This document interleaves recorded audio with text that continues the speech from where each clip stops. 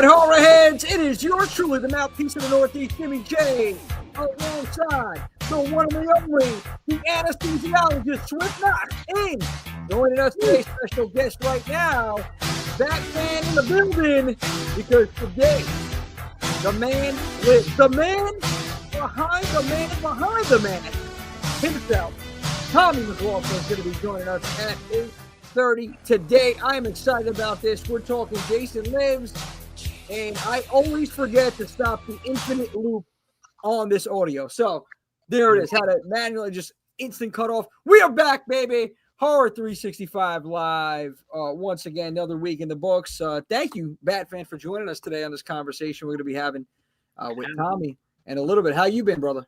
I've been doing all right, man. I've been enjoying all the Horrorhead 365 content. Loving what you guys are doing. You're getting me pumped, inspiring me. And, you know, I'm doing my thing over at Batfan Comics on Instagram. And, of course, you know, Monsterized Batfan Collectibles over on Facebook. So thanks for inviting me out. I'm a huge Friday the 13th fan. That goes back 40 years. I saw the first Friday flick 1985. And then the next year, Jason Lives came out, right? So, yeah, 1 year later. And then, you know what, like, Swift called it. Swift is like, you know what? We were trying to get, a couple different people on from the team, and, scheduling was a little crazy. And he's like, oh, listen, I'm a Bat fan. I'm like, you know what? Yeah, man, we got to get him on. And we know you're a big fan here. We got you on. And of course, cool. The anesthesiologist. What was that? I'm sorry, cut you off. I said anytime I can make it, man. I'm down. You guys are great. I appreciate that, brother. And then the anesthesiologist himself, Swift Knox. Swift, what's going on, brother? What's happening in your world this week? What's the dealio? This week, today is my brother's birthday. My brother Kevin, shout out to Kevin. Happy birthday. And Happy birthday. Thank you. And then Swift got a birthday too coming up on Sunday.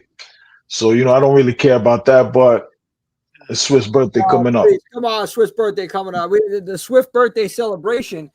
I was going to save it for next. We should just have a happy birthday at the end of the show. We're all going to get together. Everybody better be saying that's joining us live right now. Happy birthday to the one and only Swifty Cent, because you know what, man? You show love to everybody out here, and it's only right we show you love right back. We reciprocate that. And, man, I'm excited about a couple things going on. Again, Tom's coming on in about 12 minutes from now. We had a huge episode last week. That free-for-all episode that we had on here last week was amazing, man. It was so much fun. Because there was nothing like off the table, and it was just I shout out to Killer Point of View Network and Killer B for jumping on here, and of course Batfan. I know you jumped on for a little bit of a short stint there. I know you were also talking about there were specific things that you wanted to discuss more. I guess. Yeah, man. The lights went out at the Batcave, man. Alfred paid a bill. Yeah, plugging up in these streets. I was trying to get a hold of Alfred. This week I'm going, proper through the MacBook and whatnot, so I shouldn't have any problems with that. But I did, after I got booted off, I went and I just was, I was posting some comments. I was digging, following. I was digging.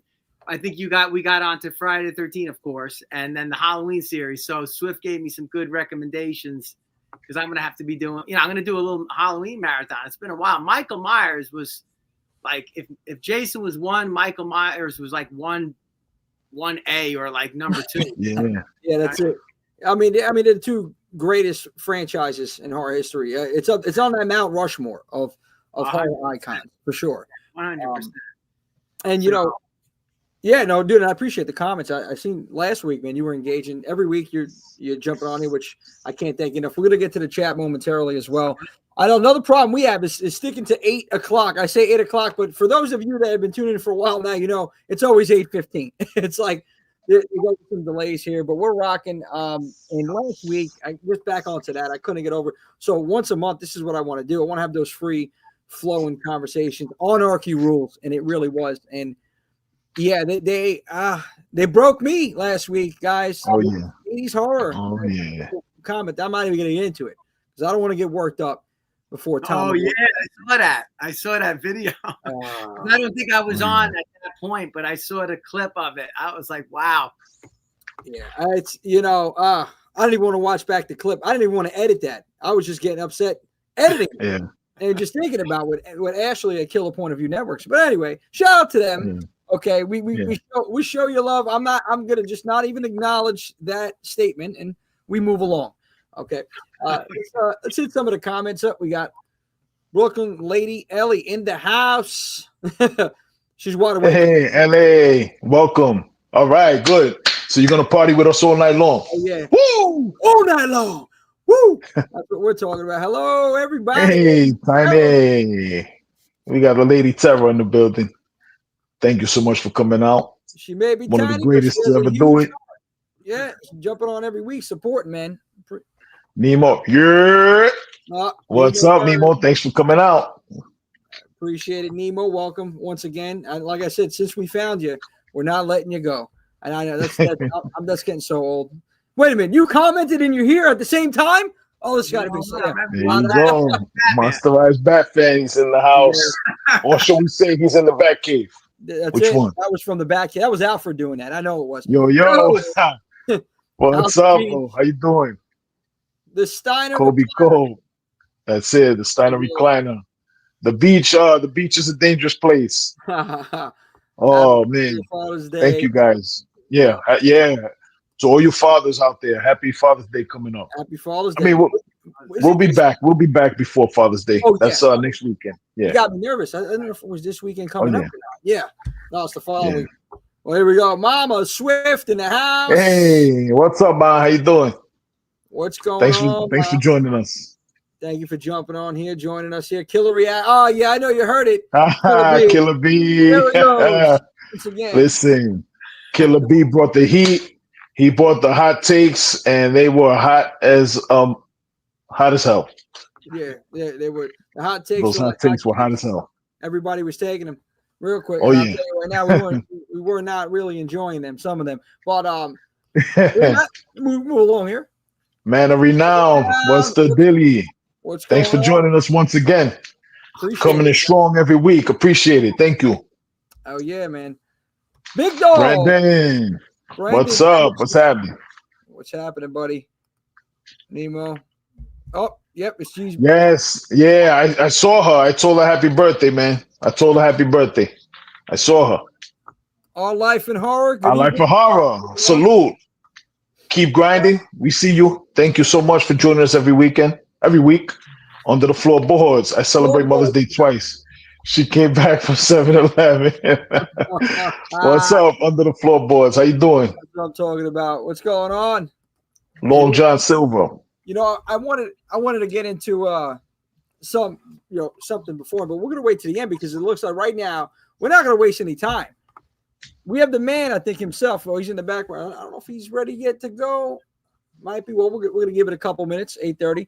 So you know what I'm saying is those free flow episodes, and you know next week, what I believe, if I look at the schedule, we're gonna be celebrating the 50. No, we're not. It's the 80 slasher, less known 80 slashers, our favorites. That's not next week going on. Brendan Champ commented over here. Glad to see you guys once again, and good luck with upcoming show, Jimmy. Yeah, Brendan, I appreciate that, man. And we're gonna get to that show later on in this show. So we're gonna get it rolling right now. We have the man behind the mask himself, Tom McLoughlin, getting set up, getting ready to rock and roll with us momentarily. All right, let's do it. Let's get it. No, it's been cut to the chase. It's been some time since I spoke with Tom, and I'm excited about this one. Mm-hmm. Let me let him get set up real quick. Let me get him set up. What do you have going next week, Jimmy J? It's you know what?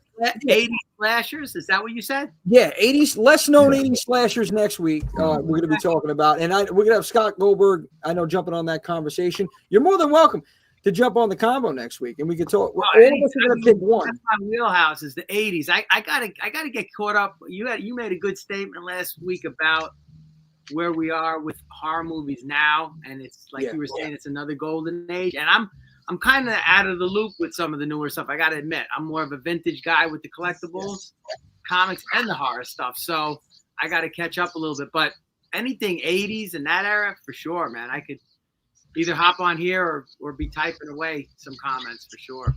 Hey, listen, we appreciate it, man. It's just, that's what we love to do here. We love to just conversate about everything and anything horror. And, this is what I want to know. I want to know what other people want to talk about too, because we have ideas, but we want to know what you guys want to talk about. That's why we want to know what the viewers want. Yeah, hell yeah. And that's why every week I'm saying, just shoot us an email, horrorheads365@gmail.com. Suggestions, anything you want to pop up here, promote, do it. We're open for anything and everything. And of course, you click that subscribe button, ring that notification bell for all the killer content going to be coming your way. And there's going to be quite a few things coming your way as well. And then, of course, boom, right here. Like I said, subscribe to the channel. Absolutely. I know I got to say these things. I don't say them often because I'm not trying to, force it down, like anybody's throats here. But, hey, man, love is love. If you want it, if you love what we're doing, or you like it enough where you want to get some more content from Horror 365, just do that. Just like it. And subscribe. Spread the word. I told a few folks, Big Friday fans, about tonight's show, so hopefully they'll be hopping on. Thank you. Yeah, man. This is, share it with your friends. Tell your friends to come check us out. Come hang out with us every Wednesday night. Brooklyn Lady said, werewolves! Werewolves. Yeah, werewolves. Right. Absolutely. Yeah, we got to talk some werewolves. Oh, let's do it. We got to talk some werewolves. Let's do an episode. I'm so happy that, you have the most insane howl, man. And Ian the Wolfman, our Universal Monsters expert, him and I, we cannot match your howl. I sound like Steppenwolf, Werewolves in London howl. Oh, woo! That's me. I guess it's the deep howl that you have, my man. That just resonates. I'm so you might actually be a legit werewolf, and we don't even know. Yeah, I think so. I think I am. Oh, so werewolves 80s wise, you got, I don't know about the comment that we just made. The Howling, Silver Bullet. Oh, and then there was that 80s. Do you guys remember that 80s TV show? Was it Werewolf? Werewolf. Yeah, Brooklyn. That was that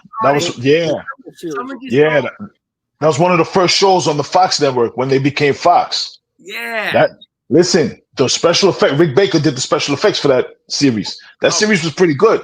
It was not bad, right? I want to get that again on I don't know, DVD or something. Oh yeah, we definitely got to do an episode about it. About werewolves in general, because the 80s. I'm sorry, we're gonna cut you off here. And here he is right now. Oh yes, the man of the hour. I don't know if you can hear us. The man behind the mask. Could you hear me? I think Tommy's setting it up.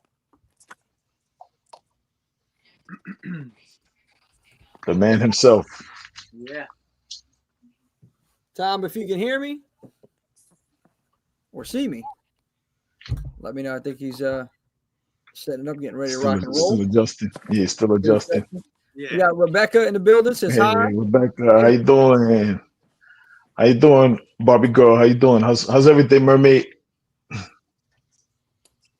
Tom should be getting it rocking momentarily. The music in the first episode is screwing that up. Yeah, we got CJ Steiner had said something. Excited for the double feature on Friday the 13th. Oh yeah. Oh, that's what we're gonna get to later on too, because we had a little something that we're gonna pop. We're gonna pop up there later for the.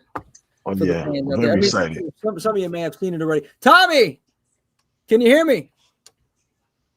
I don't know if Tom can hear me. We got two Tom. Tom, can you hear me? Hello. Yeah, could you hear me? I don't see 5:30. Yeah. Okay, I can see you guys. I can't hear anybody. What about now? I got two Tommies on here. Off. All right. Okay. On. We can hear you. We can hear you. Yeah.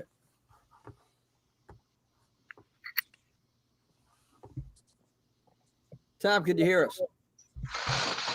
Okay. We're gonna set it up. All right, let's see. What about now, Tom? Hey. Hey, we have a little technical difficulties. Everybody just bear with us, please. Yeah, well, we're good. We're going to be rocking. I mean, listen, we're live. Anything can happen when you're live. and you know that. Yeah. So we're Absolutely. gonna roll. Look what happened to me last week. Yeah. The Bat Cave. I mean, I don't know. The power went out in the Bat Cave, like you said. Alfred didn't pay the bill, and it's okay. Things happen. Hey guys, sorry I'm late. Hungry for horror. Hey, what's up? That's Matt. That's Matt. Yeah, I see him. I know what Matt's doing out there. Matt. Matt, that's a badass logo. I'm just seeing that right now, man. Absolutely. Following that page. He might have himself. Probably, yeah, he might have himself muted. But we heard him for a little bit. I don't know what happened after. Okay. Let me see if we can get Tom rolling, Tom going along here. But gents, while we're waiting for some technical difficulties, I just wanted to show got Bloody Best of Fangoria in the Spirit of Jason Lives. That's amazing. Fango magazine. Yeah, that's awesome. Tom, can you hear us? Awesome. I don't know. Tom's pulling a Houdini. And we're gonna get him. Wait a minute. We got another Tom coming in here now. We gotta get him. Tom, can you hear us? Hey. Now? No. Let me see. I'm gonna shoot him. You know what I'm gonna do? I'm going to shoot him a message so he can see and figure it out here. Let me send him something right now while we're live. But we're gonna get Tom on here, guys. It's just a little technical difficulties over there. Just a little technical difficulties. You know, we're live. You know, this type of stuff happens when you're live. A Horror 365. You guys remember? I'm sorry, Jim. No, you go ahead while I'm figuring this out with Tom. Go ahead. Take the floor. No, I'm just gonna say, do you guys remember the first time you guys saw Jason Lives? Did you? You guys, I think, are younger than me, but did you see it in the theater or? I saw it. I saw it in the theater. I was a kid. I saw it in the theater. I'll never forget it. That's sick. That's sick. Listen, let me tell you. I saw it on Church Avenue or Flatbush at the Kenmore. If you remember that, right around the corner from Erasmus High School. Yeah. I saw it right there. I saw it with my mom. My mom got me on horror early. I was a horror. I was watching horror when I was 2 years old. Yeah, you said. You know? I thought I was young watching. You said you were like 3 years old watching. Yeah. That's awesome. Yeah. My mom was a Friday 13th woman. She was a Friday 13th girl. So that's cool. I saw every Friday 13th. You know, as long as I could remember, and even before I could. Yeah, man. I think the first one I saw was See. Even Mama Swift says, "Yeah, that's right." That's awesome.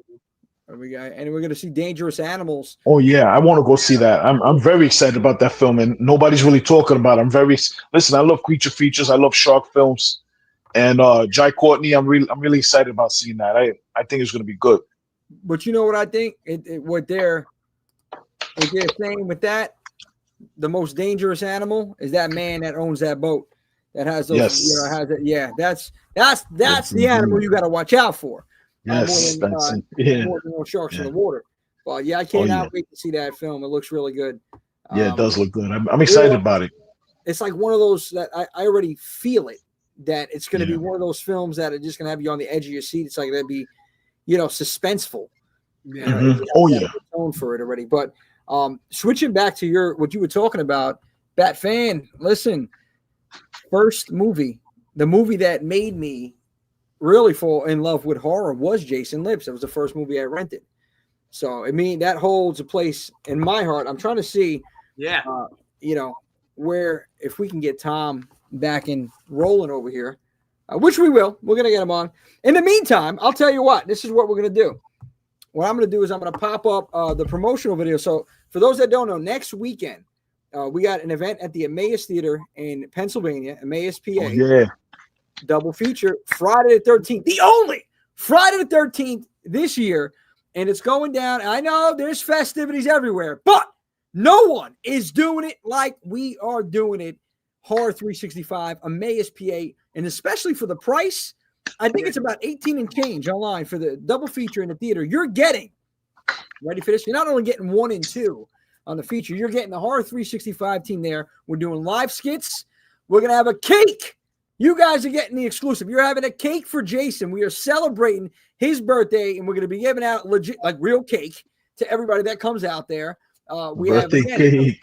3 raffles we're doing. So this is going to be It's gonna be a great time. It's going to be a good time. It's gonna be a great time. Come out. You got to come on out. It's Friday 13th. You ain't got nothing to do. Come on out. Come hang out with us. It's a great time. We always show up and show out, and we would love to see you guys there.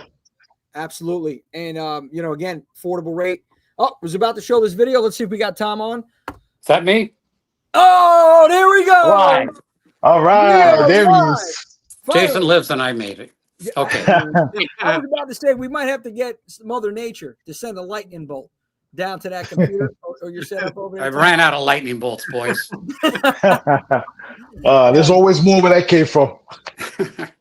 I appreciate you taking the time for us, Tom. I was saying we have the man behind the mask himself right here, Tom McLoughlin. And you know what I love about you, Tom? Many things, okay? But I got to tell you, we're birthday buddies. Oh, yeah? Yeah, remember July 19th? Yeah, that's right. I forgot my own birthday. Well, I mean, that's great. I totally forgot about that. I was like, we're birthday buddies, and you have these crip parties I see that you have going on over there.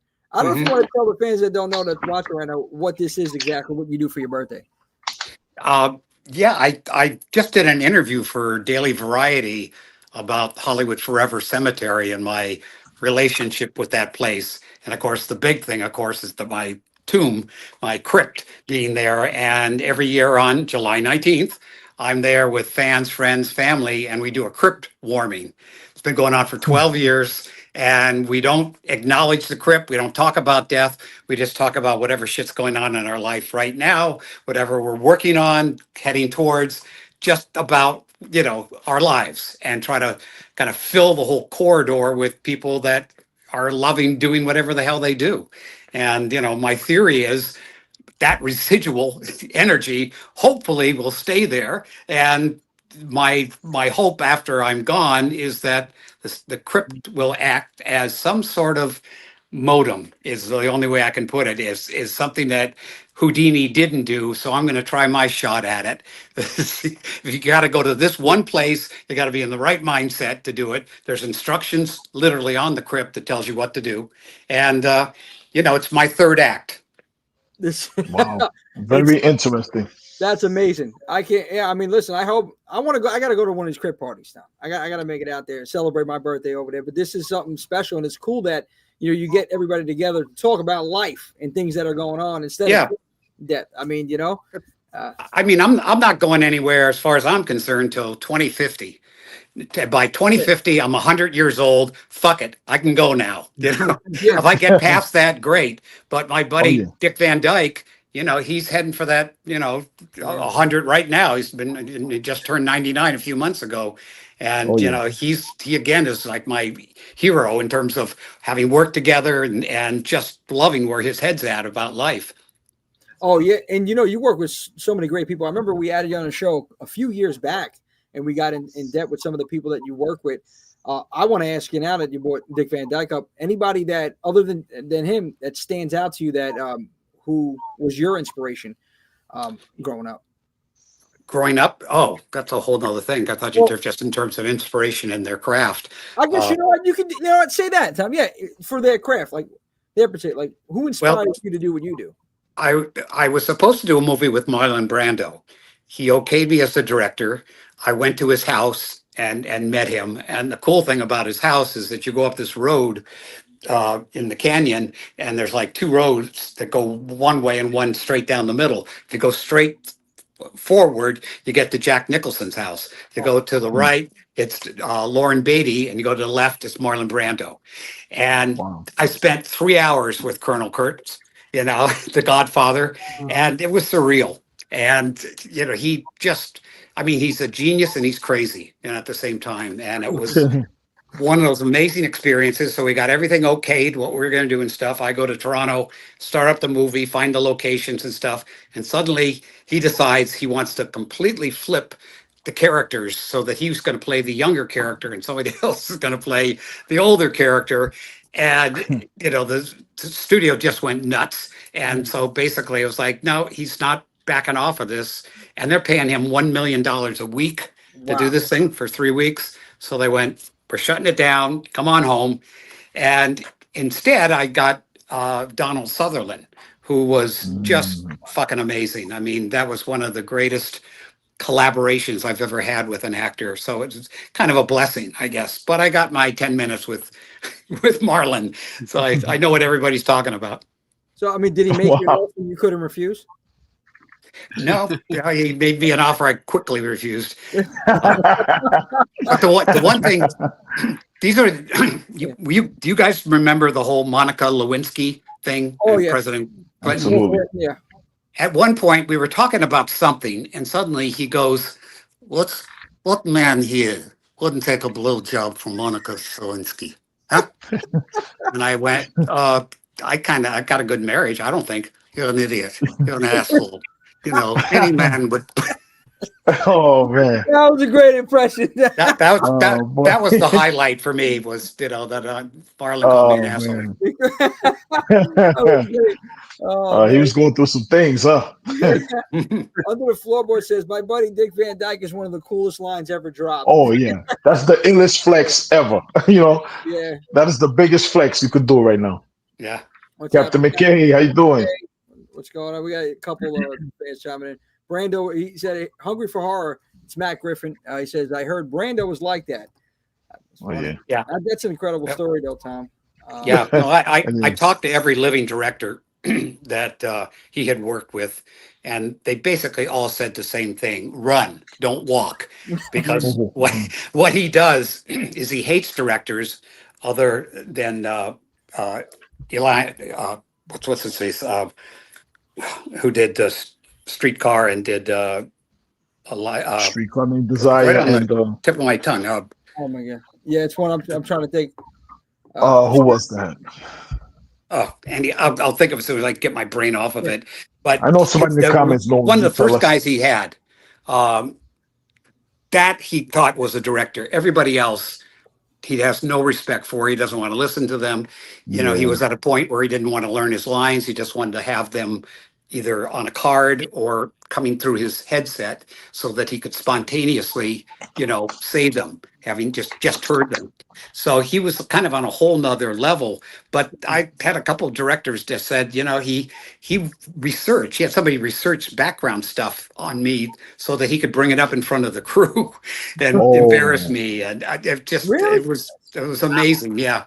Because a lot of these people, they've been in the game so long, they're tired of the job. They just want to go and fuck around and do shit they can get away with. It's like their grandfather was like, they're like at that stage, like the untouchable stage, I feel like, right? And that kind of reminds me, in no disrespect, I'm not saying it disrespectful way, but like kind of reminds me now, if you look at Jack Nicholson, he walks around, 0 F's given, Jack. Yep. And I love Jack, just his work and stuff like that.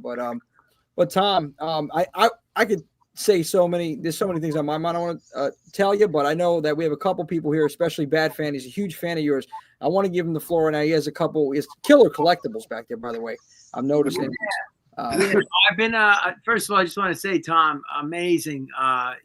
Jason Lives. That was such an awesome movie. And Thank you. I'm like geeking out here. Like I was telling the guys, I'm reverting to like my 9-year-old self. So excited to go see this movie when it came out. And it was, I loved it, seeing it in the theater. And it wasn't until many years later till I really figured out, how smart the movie was and like what you did with the character and how you evolved it. I mean, when I was younger, I just loved seeing Jason, feeling, and doing his thing. But many years later, I mean, it's become one of my favorite Friday the 13th films, and it's just amazing, kind of like where you took the franchise. Well, thank you. Yeah, I thought either they were going to reject that script that I wrote in that cemetery where I'm one day going to live, or do something. I don't know what I'm going to do, but it's because I had the humor in it, and I tried to make the kids, be part of the story, instead of just like, the camp counselors are going to be waiting for them to show up. So I added a bunch of stuff and a car chase and underwater fights and stuff, but I still had the same $3 million budget, which they, basically is what they gave everybody. And somehow, some way we came in under budget, and yet the movie, surprised me that people responded to it so positively. But we opened the week after Aliens opened, and people were just kind of going, "Fuck Friday." You know, the last one, this one's not going to even be Jason. You know, it's going to be Tommy Jarvis. Well, I don't want to go. You know, so it took a while to kind of find the audience. Yeah, And I think it's still reaching people, and folks like Hardhead 365 getting the word out. And you know, everyone that I know that I talked to that saw it loves it. It's most people say it's their favorite Friday, the 13th. One of the things I was going to ask was so the tone definitely shifts in that movie. Yeah. And then I'm a big music guy, and I got the old score right here. Yeah. Collection. And you know, Manfredini's tone shifts as well. So you have the film and the music both, and I'm sure you guys were, you know, locked in. I was just kind of wondering, like, I'd love to be a fly on the wall to hear some of those conversations. What was the process when you guys sat down, and what were some of the conversations that you had, like when, you know, during that collaboration? Well, as the story goes, you know, I didn't particularly want to do a slasher movie. I was really looking to do something that was much more a movie instead of just that formula. So when I got the job and they agreed I could put comedy in it and I could, you know, do something irreverent with it, I also wanted to look gothic. And that was something that Frank Mancuso Jr., the producer, loved that I did with One Dark Night. And he goes, yeah, do that. So I said, so can I pick a composer? He goes, you got Harry. I said, I don't want to do the same, you know, you've done this like 5 times. Yeah, and he goes, talk to Harry. He's a musician. I go, but he's going to want to do the same. No, he's not. Talk to him. So I sat down with Harry and I said, I was going to look for somebody else. Why? I said, because I want to be different. He goes, thank God. All right, let's go. And I told him the whole gothic thing I wanted, and then like kind of a, you know, almost choir like undertone to the, you know, and I can't remember what that famous, you know, classical theme is, but that he wove underneath. Da da da da da da da. Yeah. And it's his favorite score of everything he did because it's far more musical. It plays things very differently than he's done it before. So he's been terrific. It was, and we got along so well. We're still close friends. We're still sending, you know, crazy shit texts to each other pretty much on a weekly basis. Wow. So, you know, we kind of wrote out this whole, you know, Crystal Lake thing, what was going to happen. And we did the game thing together, you know, Friday the 13th, the game. So, yeah, I love Harry. And Harry and you, I got to say, you and Harry, very similar. I've spoken with you before, this conversation was. And Harry was at one of the events that I had. And, man, he was sitting there telling so many stories. He's amazing. Harry, man, he's absolute gem. God bless that, man. And, man, so I love the fact that you guys came together and then even added on this, like you added so many things on Jason Lives, like you were saying with the first time we seen kids, you know, at the camp.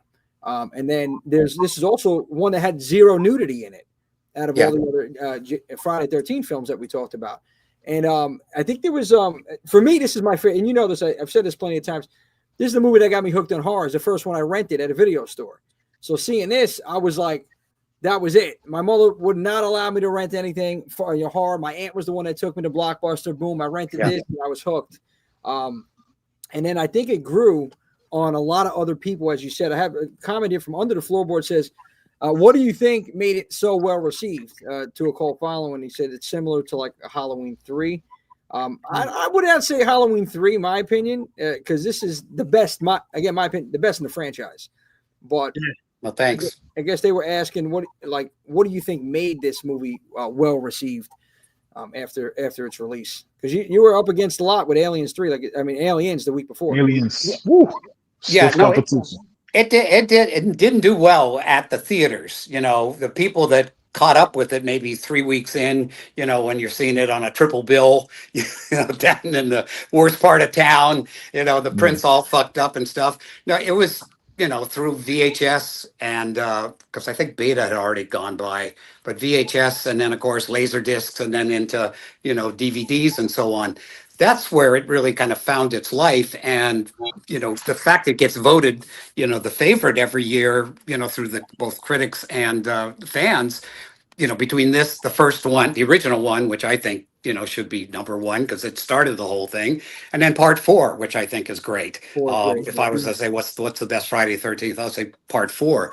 But I wanted to go in and not reinvent it, but take the elements of it and make a goddamn fucking movie. And what I mean by that is that in a movie, you have a setup, you've got characters, you know what their agenda is. If Jason wanted to stay where he was, Tommy had to see him dead, which caused him to resurrect. So now Tommy, through the rest of the movie, he's got to find a way to put this fucker back. And Jason is going to kill anybody in his way till he gets to Tommy. So there's just a basic dramatic conflict, within those characters. And everybody that bounces off of that, has a sense of humor so that you like them. And then it's like, oh shit, don't kill Sissy. I like her. She was great. So I tried to add those elements to make it a little more like a movie. So it's become, as a lot of people say to me, either they call it's the rock and roll Jason movie because of Alice Cooper and those things, or it's the entrance drug. It's like, smoke weed here, Friday the 13th. Then you can go on to all the other ones after that. But this is the entry level. If you like this, now you're ready to watch the rest of them, which are far more intense. Yeah. Oh, yeah. Yeah. I mean, to your, I'm sorry, you were saying something? I was going to cut you. No, I was just saying, yeah. No, I was just saying, I listening to you, like the original was great. I love the original, but I guess maybe, I don't know if it's because this is the first one I watched. I don't think that was the reason. 4 is another great film of the franchise, but like yours just really stands out. And I think fans were upset a little bit with 5 from what I'm gathering, and then they didn't know what to expect with 6. But it's like once you watch it, like, wow, this is different. It's definitely different. And kudos to you, Tom, for creating this, and it was magic. Any behind the scenes? I had a comment here. Any behind the scenes stories that you could share with us? Oh God, there's so many things that occurred. Nothing I would say was like, somebody had a near-death experience or anything. It was mainly we bonded. We were all like in our late 20s, early 30s, and it was all nights other than the first week, which is the daytime stuff, and that's Dan Bradley playing Jason, not CJ, and those daylight shots, and you can really see the body type if you're looking for it. It's very different. But once we went into nights for the rest of the shoot, it was 6 nights, a week, and then you ended on Sunday morning, and then you go to sleep Sunday day, and you wake up Sunday night, and now what the fuck are we gonna do? There's no work. So we would drive to Atlanta, and find some club that was open, which usually was like a gay disco. So we all went into there and we danced, all night to kind of burn off the energy and stuff. And it was great because, again, we always kept together and bonded, and the fact that we're going on 40 years next year that this thing's been around, and I'm still tight with just about everybody in there. Particularly all the people in LA and all the people, of course, that do the cons. We see each other quite a bit, but still we stay in touch. And if there's any kind of a get together, alumni thing or whatever, call them. Yeah, I'm there. So it's that having that family that extended so far beyond the movie was, to me, one of the best behind the scenes things. Absolutely, Tom. And I'm glad you mentioned that too. Well, I don't want to spoil anything, but 40th anniversary next year, that's a big deal. So, I can't believe that, you guys are close. And, have you there's one person everybody's looking for. And I know I got this question. It was off here that they asked me. I already know the answer, but I wanted to ask you. So you could say, where in the world? I thought Carmen Sandiego was hard to find. I can't even speak. Where's Jennifer Cook? Like, where's Jennifer Cook? Last I heard is in Utah. She left the business. She wanted to have a family. She married, I think, the guy that has the tea company, Celestial Seasonings. Yeah, I could have that wrong, but very successful man. And she just kind of let all this stuff go. She didn't want to, talk about any of that. And then it was about, when she had kids, now I don't want my kids to see this stuff. And as fate would have it, at one point, as the kids became, I guess, teenagers, one of them started calling to, Mom, come in here. Is this you? And they had found the film. on the channel, and she had to like turn it off. Yeah, that was, but you're not ready to watch that yet. So she showed up on the was it the Crystal Lake Memories? Yeah. Yeah. And it was very contained. I think, she opened the door, she let him shoot her in the hall, in the foyer there, and Yeah. she did about whatever, 5 minutes or whatever, and then that's it. And that's the extent of her interest. But again, things change. People start to go, you know what, I like all the memories that we had, maybe, but I don't know anybody that's been able to reach her, on that level. It's just kind of the big, mm-mm. And the same thing with Renee. She did soap operas. She's very heavy duty, fundamental Christian, and she doesn't want to go and promote herself as having done a Friday the 13th. So, I mean, other than that, I think everybody else has been aboard. Yeah, no, you're right. Everybody, I've seen at conventions before.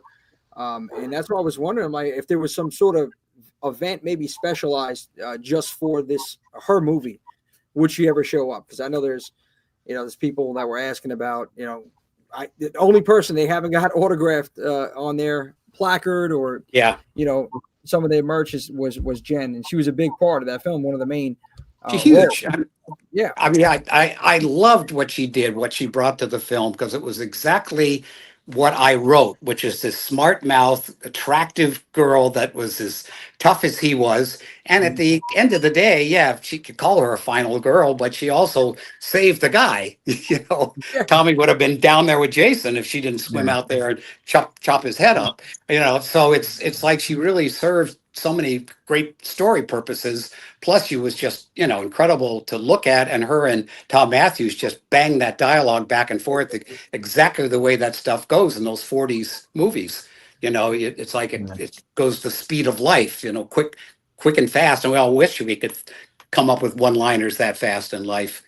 But yeah, I know, right? It was great, though. But the chemistry was great on camera too. So you definitely picked the right people for those roles. I got a couple questions here. Captain McKay, shout out Captain. That's a great story. I think that was the one you were talking about prior with Harry. Yep. I was wondering how some of the musicians feel about deviating from what they've known best for. That's cool to hear when they're up for creating something totally new. Then Hungry for Horror said, Matt's wifey Nicole says hi, Tom. Hi. CJ Steiner says, Tom, what's your favorite non-horror movie? It's a Wonderful Life. Awesome pick. So it's a wonderful knife. It's a wonderful life. Okay. Yeah. I actually had Frank Capra as like my mentor, and this project that I did after Friday was Date with an Angel, and that was very much a Capra kind of movie. And that was, when I first saw his work, I thought, that is great. He's getting people to feel like the individual can mean something. One person can make a change, all that stuff that I just thought, what a great way to do a message without doing a message. So yeah, every year, I take people, if they haven't seen it on the big screen, to see It's a Wonderful Life. And the theater's always packed. I think in New York, they ran it like for a week last Christmas. So, that's been my big one. And I guess after that, E.T., which again, not in the genre, but Spielberg did a remarkable movie there that just made you feel something. And I've been hearing, I've heard mixed things, but I think all in all, the new Mike Flanagan movie that's coming out. That's Chuck. Yes. The Life of Chuck. Yeah. Life of Chuck. Yeah, exactly. Yeah, Life of Chuck. But I've read like one review that sounded like they were reviewing a Capra movie, and someone else that would sound like they were reviewing My Date with an Angel movie, and they hated the sentiment. They hated this. They hate, but again, that's what's going to happen. There's going to be people that just, please just open my veins and put sugar in, for Christ's sakes. And other people are going to go, that's exactly what I want to hear right now. I'm scared to death of what's going on in the world. Give me something positive. So I've got that yin yang in me.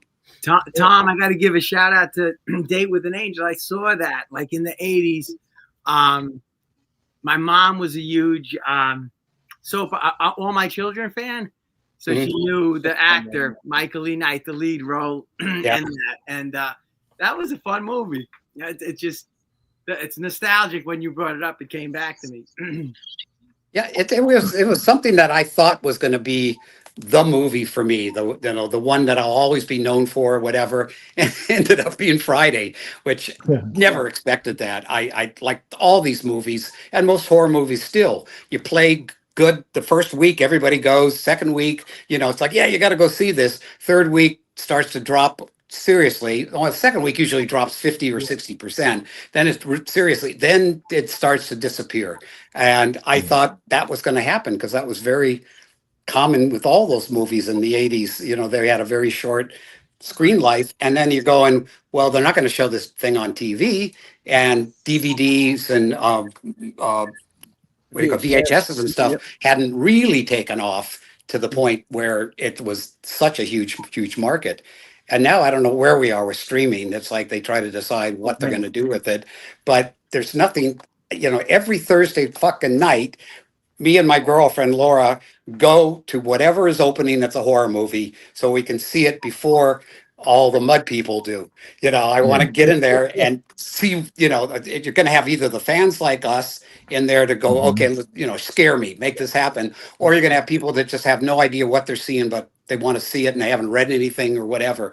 So, yeah, I mean, it's amazing to see, week after week after week. This is such a renaissance for horror movies. And not since the 80s have we had anything where it's been, well, this is more than the 80s because, you got stuff coming out on all these other mediums. And I mean, the thing that just really, nailed me, was the last Thursday? Yeah, I guess it was last Thursday. Is those Australian boys, after Talk to Me, have come up with, Bring Her Back. And that's a horror movie. I mean, that's like horrific horror movie. And mainly the thing that nails that is you got this, incredible Sally Hawkins who's at the center of this thing, and she's such a great actress.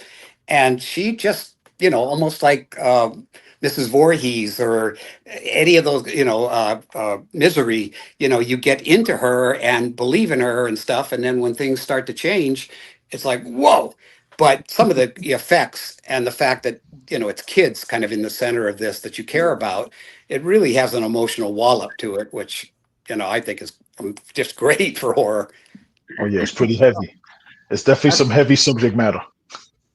And I was going to say, Tommy, but you already beat me to it. Like, well, you made a good point. I say this all the time. Right now, it's never been a better time to be a horror fan. 80s, it was booming, but now with so many different ways to receive your content, because back then it was you go to the movies, and that's before, like you said, VHS boom and DVD. Now it's everywhere, and everybody's doing something, and there's just it's oversaturated. But we're getting some real gems, and with the technology nowadays on top of that, some of these movies they're getting creative and crazy. And every week, though, it's like every week, like you said, and I was going to ask you, but you beat me to, like, what were some of your recent favorites that came out horror wise? Like the past horror classics and things. Yeah, no, like I guess over the last, let's say, last 6 months, like some of the newer horror films that came out that you enjoyed. Well, Longlegs is there on the top. I mean, Bring Her Back. As much as I love it, that's a different category to me than Longlegs, which I don't know how many times I've watched it now. And Oz Perkins, he takes all that shit that his life, had, that he suppressed and things, this obviously with his father and then with his mother dying in the United flight that hit one of the United flights that hit the Twin Towers. And he's got all this stuff in, and you can see it in the way he writes and the way he directs and how you sit there, and things that shouldn't be that uncomfortable are. So that one really knocked me, for a loop. And I've watched it and studied it many times. But there's been so many. Barbarians I thought was great. I'll throw some out there because I've seen, but right now. Yeah, throw some Swift. I know you're an avid moviegoer as well, man. You still support all the theaters. What were some of the newer ones? Swift that you were talking about? You watched? Let's Yeah. see. You got Barbarian. You got Oh, what did you think? I mean, it's not really the last 6 months or so, but what do you think about that film? Don't Breathe. Which one? Don't Breathe. I'm That was sorry. about maybe 10 Break, years ago. Like, was it it's Don't? breaking up. I can't hear what you're saying. He said, "Don't Breathe." Was another one of the films? Oh, don't breathe. Okay, About yeah. 10 years ago. What the blind guy? Yeah, Yes. that's stellar. That's right up there. That's definitely a category in terms of a wonderful concept, very well executed, and scary as shit with that guy. I I love when you can take something that shouldn't necessarily be scary, but make it so that it just takes on a whole nother level when the guy's handicapped and something like that, and yet he's the aggressor. Yeah, that I thought was great. Most recently, the thing that I just find amazing is obviously what's been the kind of the big surprise movie that's come out in the last, God, when did that come out? 6 weeks ago? What? You Trying talking to about recall now because it's still playing. Sinners? Is it Sinners? Yeah, Sinners. Sinners. Yeah. Because Sinners, I went in going, okay, this is a vampire movie, and for the first 40 minutes, it's like, okay, where's the fucking vampires? I got a little taste of a quick flash in the church in the beginning, Yeah. but then I found myself getting wrapped up in the movie itself, and then the presentation of the movie and IMAX and the sound and everything. So by the time it was over, it's like I don't care if it was a vampire movie or not a vampire movie. It was a really fascinating, wonderfully well executed film. That to me, it kind of worked on a lot of levels that normally just a normal horror wouldn't have. And there's a lot of people that went in expecting to see some kind of typical American, maybe feel pretty good about it kind of movie because they couldn't tell from the advertising. And of course, they were shocked, with some of the Yeah. stuff that occurred. But that's a Yeah. good thing. Yeah, no, You know. it threw everybody off because, like you said, the advertising, and I think that's also really important nowadays because social media and easy access to a lot of this, and these trailers we were talking about, they give away too much sometimes. Yeah. Even with Companion, that was one of the movies. You could tell, all right, we're dealing with a robot now, and spoilers, sorry guys, but they need to really present it and promote it better, so it leaves you wanting more and not telling too much of the story. And Sinners, like you said, you didn't know what you were getting. I didn't know what I was getting. I just watched it recently, and I was blown away. I was blown away by how it was delivered. It's a timepiece, and it speaks on Jim Crow South, and then I'm getting into that story, and then next thing you know, wait, it's vampires. We're getting it's just man, it takes you on a ride. It takes you on a ride, and he really did his research and really did the whole relationships with the black culture and the Irish culture and how they were one. And then at a certain point, the Irish became cops and judges and stuff, and they suddenly now are on the other side. And it just that connection. And then obviously the Native Americans, they come and go in that. But that was a huge part of the story too, is them trying to keep their land, as everybody was coming in, colonizing everything. So there's just all of that, being the have-nots and trying to get to be the haves and the fights and shit that it takes, and still goes on today, obviously. But this to me was a wonderful way of interpreting what that was and what that felt like. On the flip side of all this, Megan, I had a great time seeing. Oh yeah. I even coughed up the fucking $500, so I got a full size Megan No way. that sits in my living room, in the dance position, and she looks great. I mean, NECA, is that who does these things? Yeah, NECA. Yeah. I mean, it was fucking worth that money. I'll tell you. You can move her eyes. You could do all kinds of crazy shit. She's dressed right, and I was very excited about getting that. It took like 8 months before it showed up, so I missed Halloween. All this shit. When it finally showed up in the box with it looks like a toy. Like it's got its own special box to say Megan with all the computer jargon down on the bottom. But then when I saw the trailer to the next one, I'm going, no, no, no, no, no, let's not do this. Let's not do this. There's nothing scary and, battling it out, who's the better robot. I mean, we've done that. But then again, I wasn't in favor of doing Freddy versus Jason because I thought, wait a minute, he exists on one level, Freddy's in the dream level. How are you going to mix that? But, I couldn't see it, but obviously they did it and it was successful.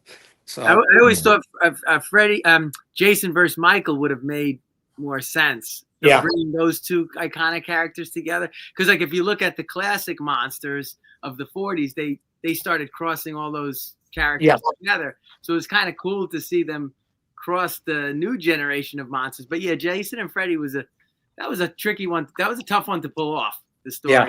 Yeah, it was. But you're right about Michael Myers because when there's somebody on YouTube, it's on there someplace, and I don't know what the name of the film is, but the guys that put it together, I guess, had some sort of stunt training or fight training or something, and they both look great. And it's Michael fighting Jason. I saw that. Yeah. Have you seen that? Yeah. I mean, they did a great job kicking each other's ass. That's brutal. That is a brutal.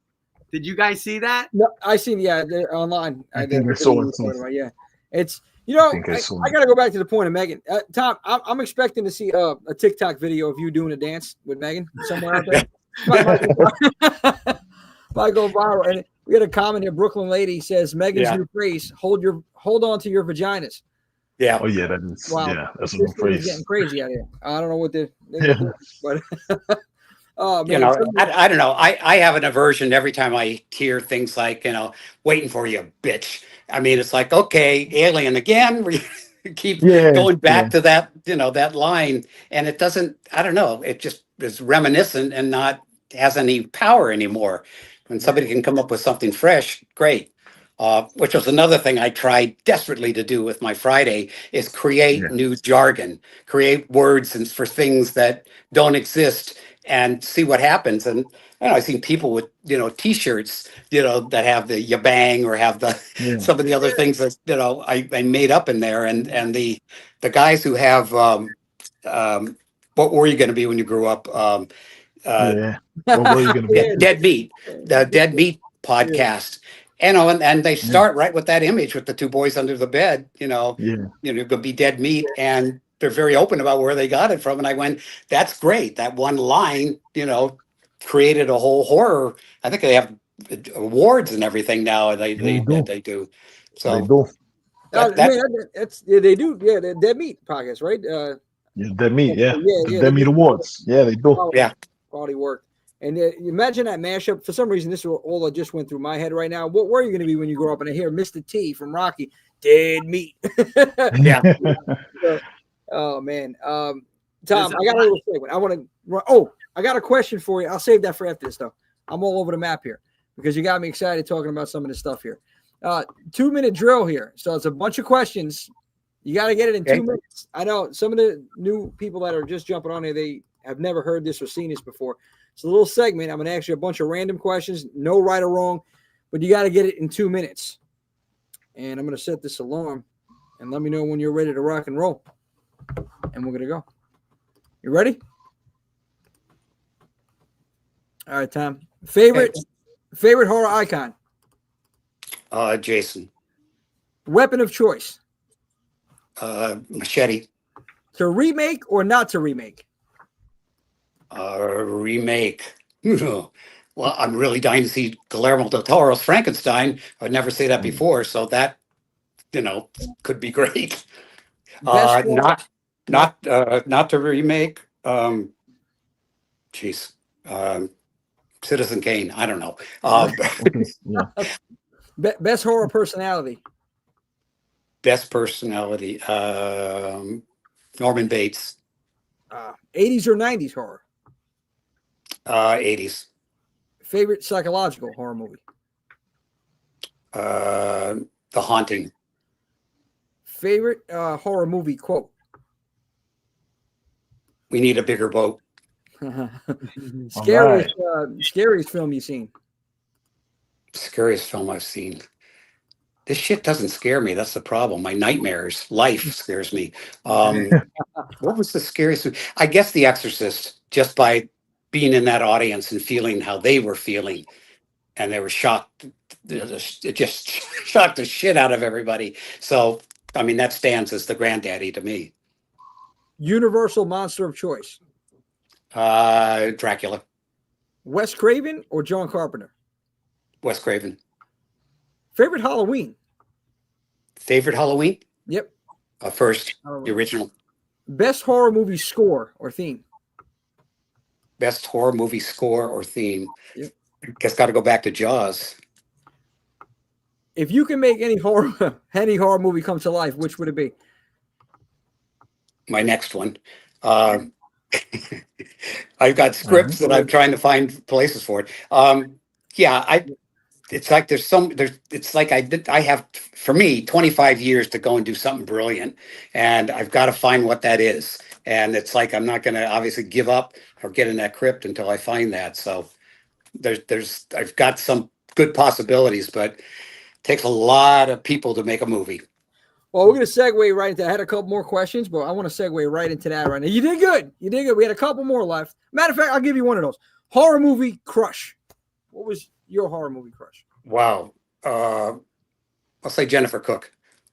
All right. Maybe that'll help. Maybe that'll help her come to the festival. So. Listen, I'm about to invest. Well, he doesn't own the tea. I looked into it. He doesn't own the tea company anymore. I think he sold it. But he's he's in a couple other lines of work. Stuff in Colorado. Mo Siegel's his name. And I'm trying to, if I got to show up in Colorado to get her to come out, we're going to do it. That's it. Yeah. I'm going to climb the Rockies to get her out. We're going to do that, Tom. But your scripts, my man, I believe in you. I told CJ, we need another Friday with Tom. Why isn't Tom writing this Crystal Lake series? What happened? How much time you got? It for 33 years, I guess it was. People were going, "Are you ever going to do another one? Are you ever going to do? I'd love." I said, as soon as I can come up with something that I can say, all right, that could be cool, because we haven't seen that, and I didn't want to go away from the location. I wanted it to still be there, at Crystal Lake, and trying to come up with what could it be? What could it be? Finally, in whatever that was, 2014, I guess 13, 14, I finally came up with two things that I thought were cool. One, I don't want to spoil what happens, but something happens to the actual Crystal Lake. So this takes place literally across the lake at a Christian retreat called Camp Christian Lake. And this is where you take the Christian groups, and there's usually like a pastor or somebody there, and they spend a weekend there, a lot of them on Thanksgiving weekend. And this is a group of high school badass girls and one Irish nun who take a bus up to this thing over the Thanksgiving weekend. And of course, guess who's coming to dinner? So it's that whole idea that it's in snow and heavy John Carpenter, The Thing kind of snow. Nice. So they get trapped in there. Wow. Jason, Crystal Lake is frozen over. So Jason, when he does make his big return, has to burst up through the ice. And of course, he's got algae and all kinds of stuff on the mask. So they can make a whole nother mask and sell it. And to me, he's got a new agenda, because it was very much about, he's got to have a reason for why he's back. And it's literally set in 1999, which is 13 years from when I put him down in that lake. And if somebody goes, well, but this happened, I don't give a fuck. How did we go from a kid Jason to a grown-up Jason from part 1 to part 2? And Adrian King didn't age a day. Let's not talk about that. Let's just say, so I'm calling it the lost chapter. And this was a thing that was found in the archdiocese in the basement of a church, that had been down there for years. And it's somebody's recollection of what went on this particular retreat. So, which is what I based the script off of what I got there. So it has its own thing about it. You don't have to have seen My Friday or any of the Fridays. It still will work as a horror movie. But if you have, you'll connect the dots. but it was again trying to say, how can I do Crystal Lake in a way that hasn't been done, you know? And I know Vincent DeSante, you know, did the Jason in the Snow or Never Hike Alone in the Snow or whatever. But it's funny because when I announced mine, he called me and he said, we needed to talk because he was, you know, funding his. And I said, hey, do it. Go, whatever you're going to do, you're going to get there a hell of a lot faster than I am, you know, because mine's going to cost, you know, it's going to be rights. It's going to cost serious money to do it right. And so, you know, and he did. And he did the best he could with bringing in artificial snow because snow doesn't stay around. And you have to really plan on, okay, you know, we're going to, you know, be ready to go as soon as it drops in this part of the world. We're there, and you put it together. Then the rest of it would have to be, you know, interior sets and stuff that, you know, were well done enough so you believe. Obviously, it's still out there, and it's a whole different thing too for actresses that are not in heavy duty clothing. You know, to try to stay warm and try to survive and try to make it. You know, the only place they know they might get a chance because none of the phones, cell phones, and of course those days it was those, you know, flip phones. Nothing's working, so they know they saw a phone booth at this place they passed, which just so happens to be Karloff's Market that I had in my Friday, and that's all closed and shuttered down and covered in snow, but the phone booth is still there. So, you know, they have to go, you know, hike the ones that are brave enough to do it, you know, across through the snow, through the forest. And like as the boy in The Shining, you know, you can't hide when you're going through the snow, you know, that you follow right along. And so they got to be clever to try to get, you know, get the fool Jason. So there's a lot of things in there that I, you know, was very excited about. Finished it, said, you know, put it out there. Nope, no one wants to see it. What do you mean no one wants to see it? Now they're in the middle of this rights thing. I said, couldn't they just look at it and see if they like it? I mean, it's like they don't want to see anything that deals with that because these guys are going to be in court forever. And so I put it aside. I got together with another guy, James Sweet, who had done Jason Rising, you know, I thought a really well done fan funded film. And he said he wanted to do something about the birth of Jason. And I said, well, wait a minute. How about those years from the time Jason is born to a 16-year-old girl to 10 years later, where he and her end up going into camp, you know, Crystal Lake? You know, what happened in those years? Which I don't know if the new Crystal Lake, the TV show, is going to address that or not.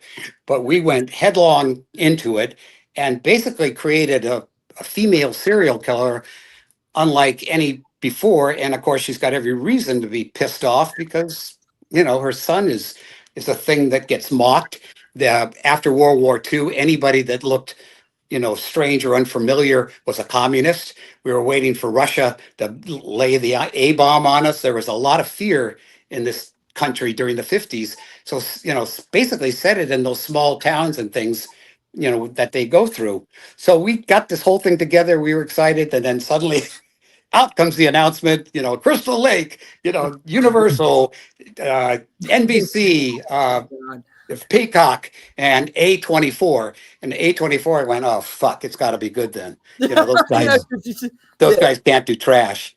And so they started off and running with it. And I kind of went, well, do I talk to him or do I not talk to him? And you know, and I kind of let it go. And then once Brian Fuller ended up getting fired from the show, now, you know, we've kind of hooked up.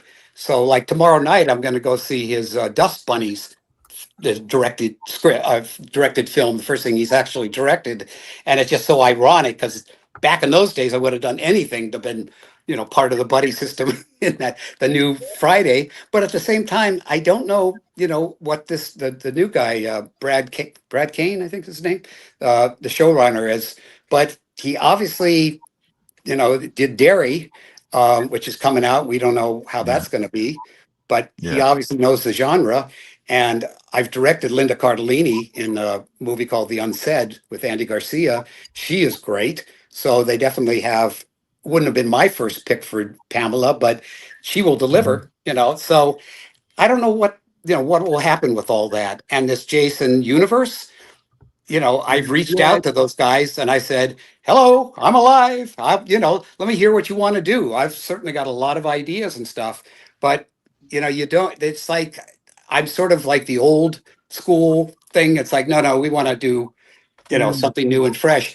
What they'll do is copy 80s movies, like the Fear Street things, one way or the other. But they, it's like, and it should be new people creating things. But then there's all of us too that really still want to keep doing it and try to do it hopefully in a classier way, in not in a boring classy, but in classy, and that's a great horror movie. And I just don't see giving up on something that you love. No, I was Absolutely Tom, not. well said, and thank you for filling us in with some of the information there.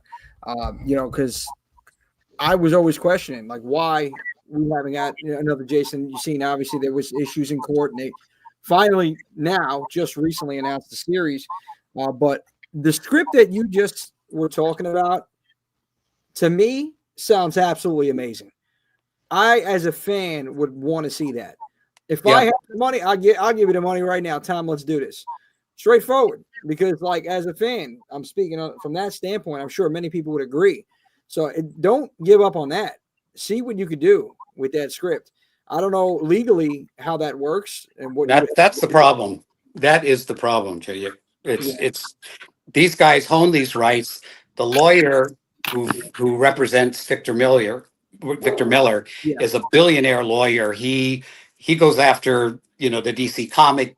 My great uncle was the one who wrote this character. I want money for this, or Disney characters and stuff. This guy, knows that world of copyright way too well. And he, in exchange, instead of getting a fee from Victor, he said, I'll do this gratis, but I want to be part of the producing part of all this. So he's, one of the big power brokers now. And however they got these other guys in with the A24 and stuff, I'm not sure. Meanwhile, Sean, who I talked to, Sean Cunningham, he's like, shit, Warner's and New Line still own the title, Friday the 13th. So I don't know what they're going to do about that. But as far as I'm concerned, I used to be the guy that you'd go to and I'd get other guys, but now there's all these other people. And, do you have anything? And I said, yeah, I actually wrote a script. He goes, all right, well, I don't think there's anything that we have, but let me read it. And I didn't send it to him because I thought he's way too down and out about it. And I don't want him to read it with like, this is never going to happen. So I'm still kind of sitting there on it. But, there's that whole thing that I would love people to see it, but I want to make sure it's somebody that hopefully might be able to do something with it. But the thing that's got everybody by the balls is that if you want to release a movie, a Friday the 13th Jason movie, in America, you have to deal with Sean. And, or he can make Friday the 13th movies in Europe. He's got the rights for that.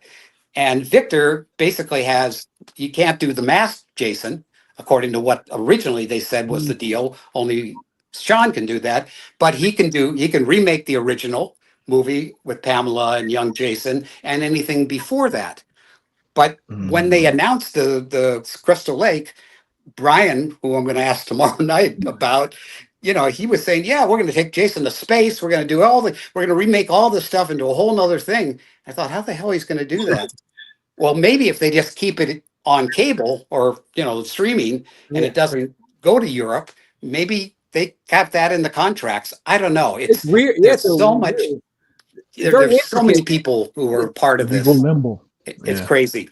There's layers. There's layers. It's the most dysfunctional, like, behind the scenes story right there. They can't get out of their own ways. Yeah. Somebody can do a documentary just on the whole Friday franchise debacle behind the scenes. and it's kind of sad because it's not serving the fans that have stuck around since day one.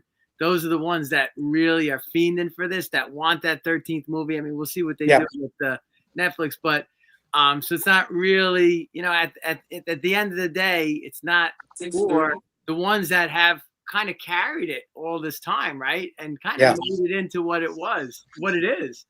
So it's kind of crazy. Have you guys seen the sketch of the new Jason that what's his face from the Walking Dead. Who's the special effects guy on there? That Nicotero.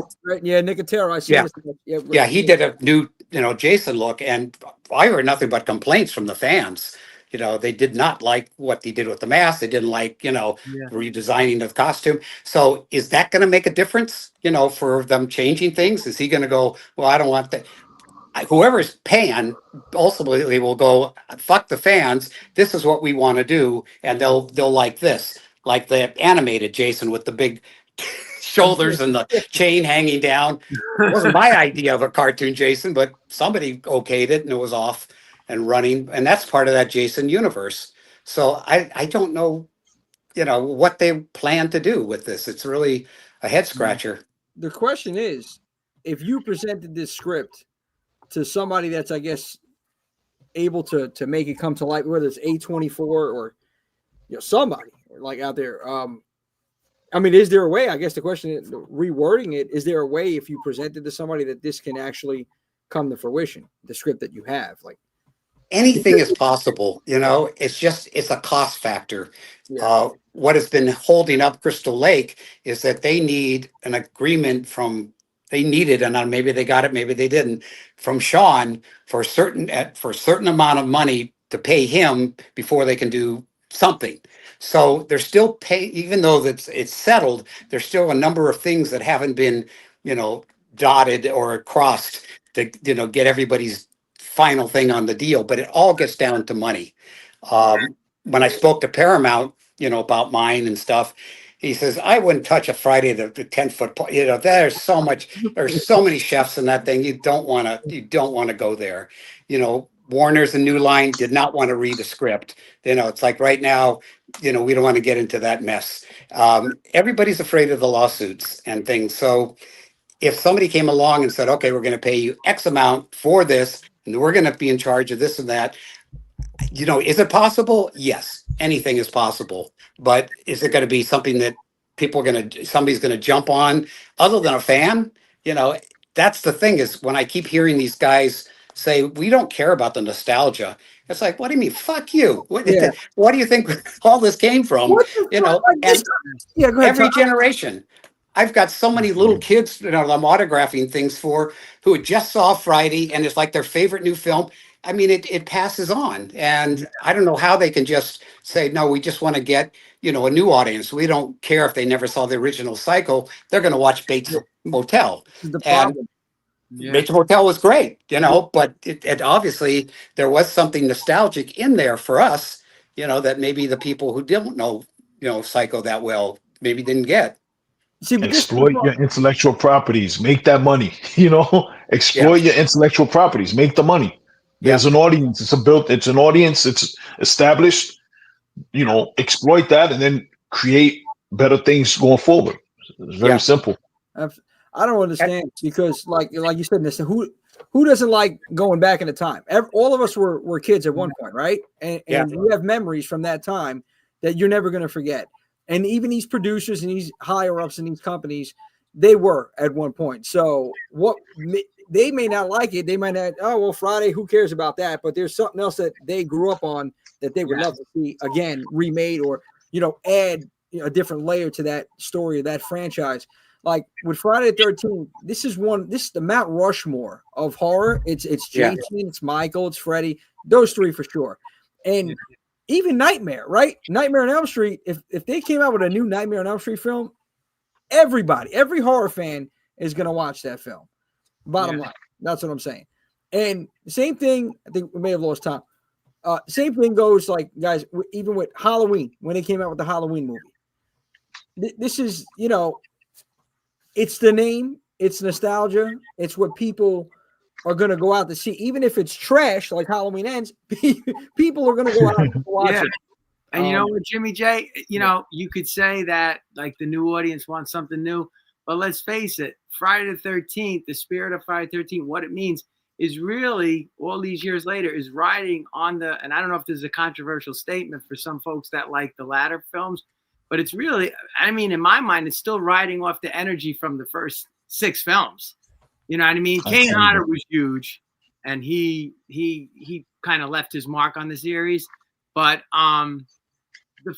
a lot of those Friday 13th weren't that memorable to me. I don't know how you guys feel about like 7 through 12. But to me, the spirit of the series is those first 6. So I agree 100%. Preserve that and, bring that element back, in what, in this 13th film that we need. That's so well said, man. And I got to be honest, I guess it was 6 films after part 6, like you said, 7, 8. Yeah. 9, 10, 11. Yeah. Well, Freddy versus Jason, I loved that film. But I liked it a lot. It's iconic in itself. I get you. But like as a film, honestly, I can live without if they stopped it at 6, but then made it Freddy versus Jason. I'm good. Right. I've said this before. Jason Goes to Hell. Okay, it's a guilty pleasure growing up. Yeah. But, like if you really look at the film, and so many people dislike that movie. In part 7 is they love the look of Jason in part 7, but it's not a fan favorite. Not to knock it, it's just what it is. 8, well, yeah. Jason takes. There we go. There's 7 right there. Sorry, Jimmy J. Keep going. No worries, brother.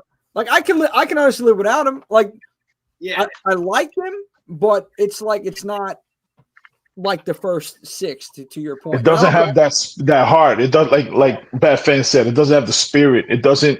It's lacking. It feels like, okay, we're just gonna ride the train of the first 6, like you said before. It just felt like, oh, we're just gonna ride this train to the last stop and get it, cash out.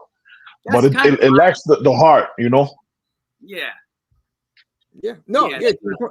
I don't know. I'm not saying that's my opinion means anything, but that's just kind of how I feel. And then there's folks that probably came into the series later, like, hey, Tom, welcome back, Tom. Okay. I think we broke. I think that had to be something to do with the lawsuit. They broke in. They said we got to stop this conversation. They broke in. They tapped the line. They said we're stopping Jimmy from talking. That's it. Well, I remember when they came to me, that they were doing the game, and I was like flabbergasted. It's like, you got Paramount to allow you to do that? And they go, yeah, they were like cool with it and signed off on it. And, New Line and Warner's didn't seem to, care that much about it. They've got the merchandising and stuff on the Fridays. So they went off and they got Harry and they got Kane and I don't know how many people from the old guard, became part of that. And, they said, we'd love you to write, like these things that were going to be sort of like Easter eggs, or you get to a certain point and you hit it, and then you get this, Pamela Voorhees talking to you from the night she was with the police talking about the loss of Jason. And I go, yeah, that'd be great. I wasn't happy the way ultimately they were produced, because they didn't do at all what I had scripted, but I couldn't be there to oversee it. But still, it was, that game took off. They were making money like you can't believe. And that's when everybody stepped in and said, hold it, cease and desist. As soon as it starts to become a moneymaker, that's when they quit. As you can see, there's Jason's shit all over the internet.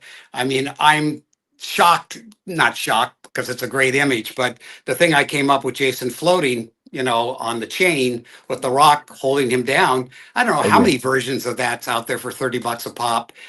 Oh yeah. Who's getting the money? Somebody. Certainly it's not, me or Paramount or whoever has the rights to Friday the 13th. So it, once something takes off, off it goes, and it's, people will keep doing it until they're told to stop. And some do and some don't. And the ones that are making serious money, then those are the ones that'll get the lawsuits. And then that drags out for what, 10 years or something in court. It's a crazy thing. It really becomes like the Wild West. If you get enough shots off and you hit somebody, good. You've got a good day. I'll tell you, I've never seen something like this in any other franchise. It's just Friday the 13th. It's like they had something about cursed movies, and this franchise is like, oh my God, it's disastrous behind the scenes.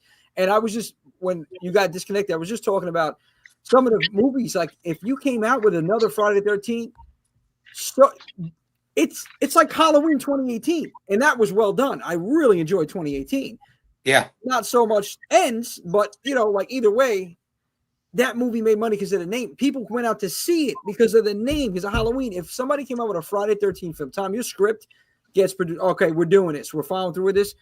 You know how many people would go to that worldwide, nationwide, because he's an icon. He's Jason Voorhees. You're never going to take that away from the horror franchise. And these newer people that are in charge of they don't understand that. They don't see that. Oh, well, you know how much money you'll be making if you made this film? If you put your issues aside, sat down like adults, figured this shit out, and then take Tom's script and just bring it to life, damn it. Yeah, mine or somebody's, but for what you just said, Camp Christian Lake. I mean, we call out a rosary, Tom. I'm doing it all father over here. No, I hope it goes to someone like you, Tom, because you have a love for the franchise. You have, experience with this, and your heart is in it, and the fans will feel that if and it's the 13th movie. I mean, we're at this, this block here at 12. Growing up, I always thought there was going to be 13 movies. There was like a rumor going around. There's going to be 13 movies. It was. And I think, I would love that. If you did this and what you just explained, that would be sick. Well, the first time, I wrote it, I was in that cemetery and kind of wrote the whole treatment out, which was basically the script, pretty much note for note, other than not having Jason's father that Frank asked me to take out. So for this one, for the Jason Never Dies, which is the one in the snow, I pictured every time I sat down to work on it, I just visualized I was in a theater with an audience. What do we want to see from one of these things? So it was one of those from a whole different perspective of a fan now going, okay, blow me away, surprise me.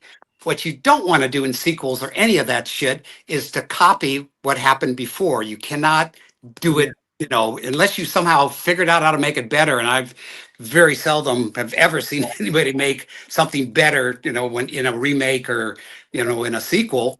I guess The Godfather 2 is the only thing that they argue, in some ways could be that, but that's like a whole nother world we're talking about. But every time they try to do something, it's like with Megan, we got to make it bigger and better, and she's going to fly, and she's going to do these sight, she's going to, and they keep, like with the Fridays, okay, we're going to take them to Manhattan, and then maybe we'll take them to Georgia, and then maybe we'll take them to the moon, and then we'll send him, I don't know, to a nudist camp, or no, we can't do that. All right, we could. I mean, instead of taking what is great, the core of the thing, and then surprising us, don't copy. You can't. The audience wants to be surprised, and like, I didn't expect that. That's great. That's where the hit comes, and not so much. It's like, oh, that's exactly what I expected. That they hate that. To be ahead of the game. So whoever's going to do it has to somehow make it surprising. Or like, what were those guys in Canada that did it's like a Jason movie that isn't, it was out like a year ago. Oh, that's that's In a Violent Nature. In a Violent Nature. Yeah, In a Violent Nature. Yeah. Yeah. I mean, they made a fucking Jason movie flat out, with like 20 minutes of just walking, with him behind, and everybody going, well, this is the point of view. No, it ain't. We're eavesdropping behind him and watching him go, standard Jason kind of shot. But I think the Canadian government gave them some money. They raised stuff, and they did something that had, some incredible gory effects. But the audience was so happy to get a Jason-esque thing that they went and saw it. And I'm sure they're making another one. And why these guys can't figure out, can't we just split the money in some way? Fuck you. No, I want this. I want that. I got to have this. There's so many people that all have their hands out now. As Victor told me, he said, look, Tom, I have nothing to do with this Crystal Lake thing. They're off. They gave me the money that they wanted me to get, and that's the end of it. So, he's not obviously creatively involved. I don't know if Sean wants to be creatively involved if something else actually happened.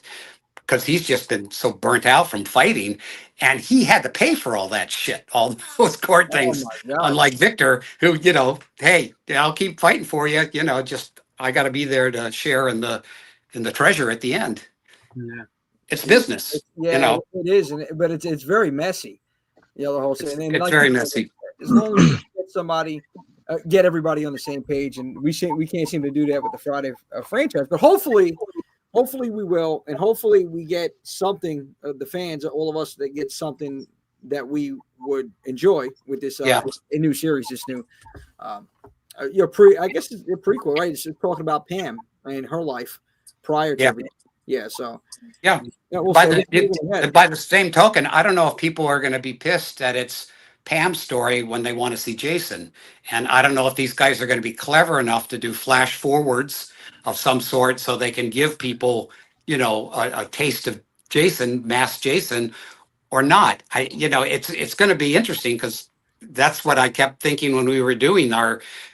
We called it the Diary of Pamela Voorhees, and basically you heard her thoughts as she was writing, what was voiceover, but you watched a sociopath turn into a psychopath. And, it was all about Jason and her talking to herself, but like Jason. And so, it's a wonderfully psychological, scary movie from that standpoint. And then, of course, the kills are as intense as they were in the original Friday the 13th, because that was Pam doing that.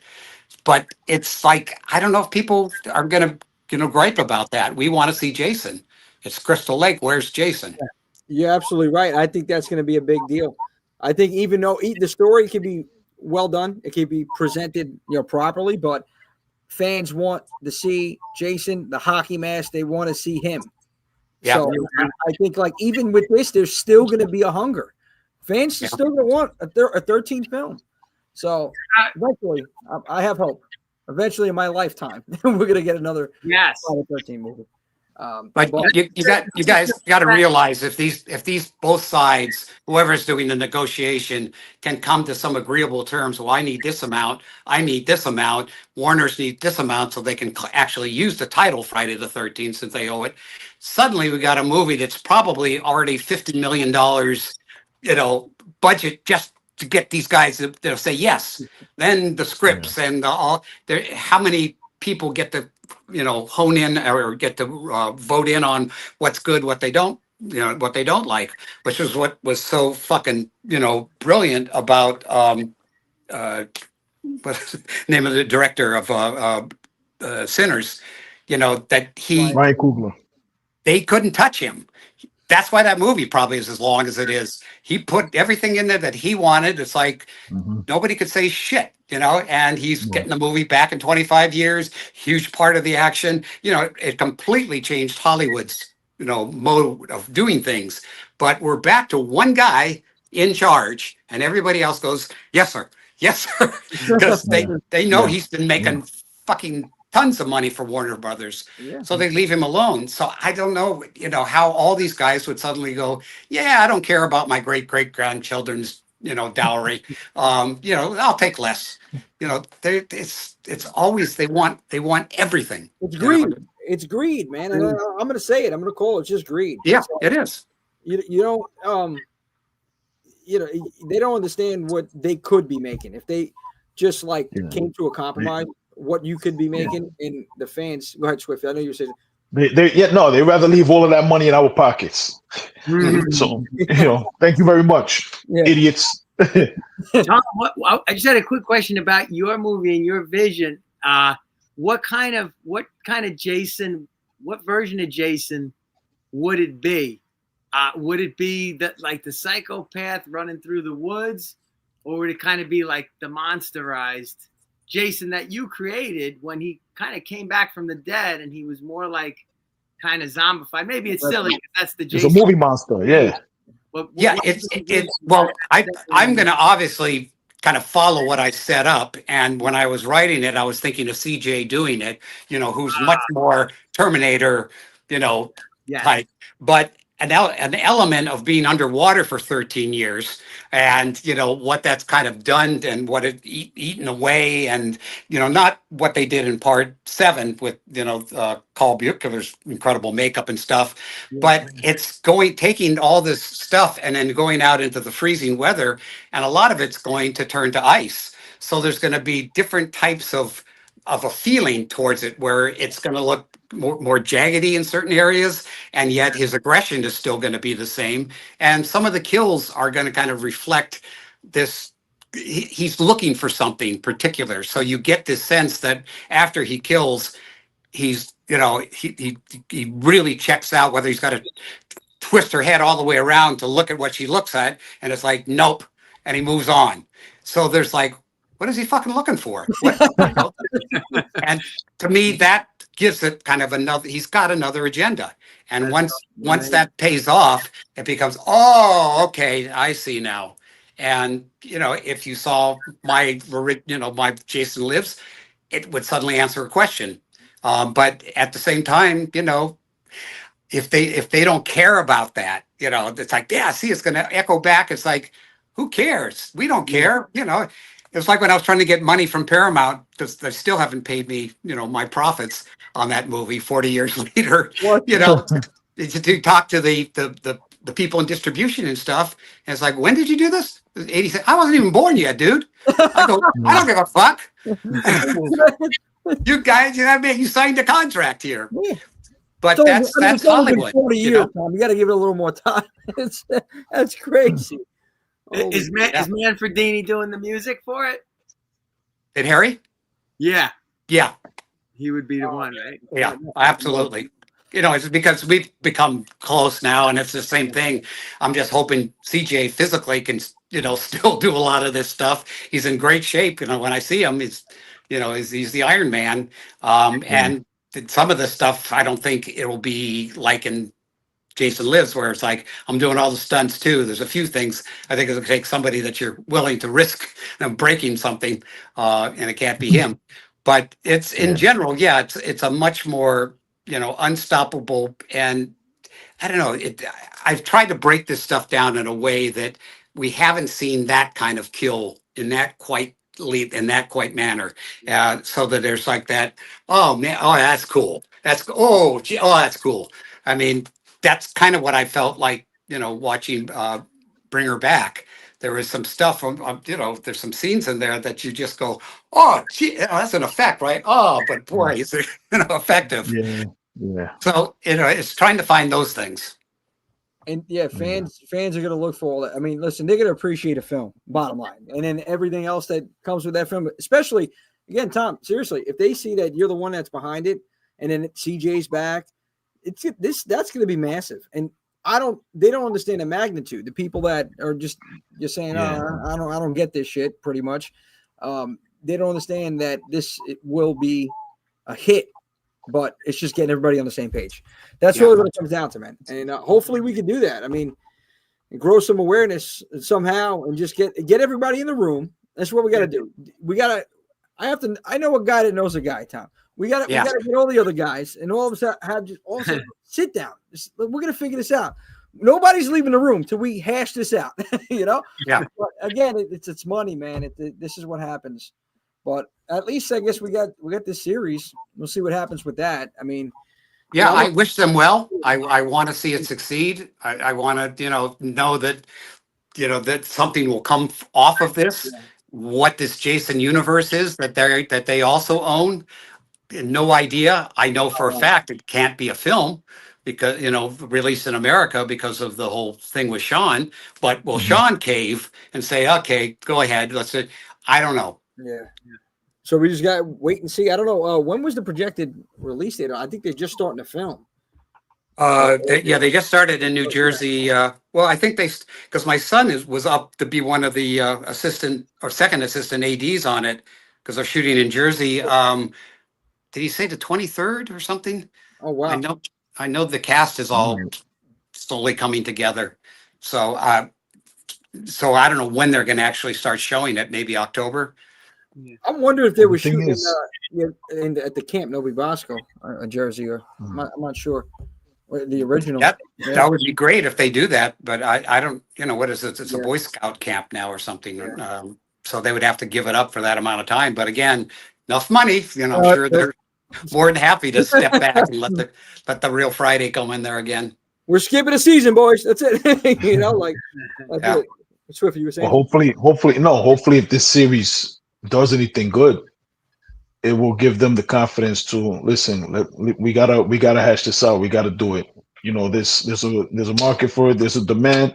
We gotta supply this demand. We got the goods, and they want to buy the goods. Let's just do it. Hopefully, if the series performs well and does everything like I hope it will, it'll make way for them to hash it out and get this film out. Get these film, something of a film. Get it out. Get it out to the fans. Yeah, great point. Well, I don't want to get political, but the people running our country, who listens to who? Does Elon listen to Trump? Does Trump listen to him? Do they listen to what's his face from? I mean, all those billionaires that stood behind him in the inauguration. I mean, that's a trillionaire club up there, and do they? All of them still want more. And from what I heard, that's Musk's whole agenda is that, he wants to be the first trillionaire, in the world. And if that's all that matters, he's created some incredible stuff where he's got the best fucking scientists and inventors in the world creating some of this stuff. But again, you look at Trump's history, and I don't know if any of you saw the movie The Apprentice, which is very revealing of how he is motivated by you don't ever say you lost or you're wrong or he lives by those rules, and that's kind of an unstoppable force.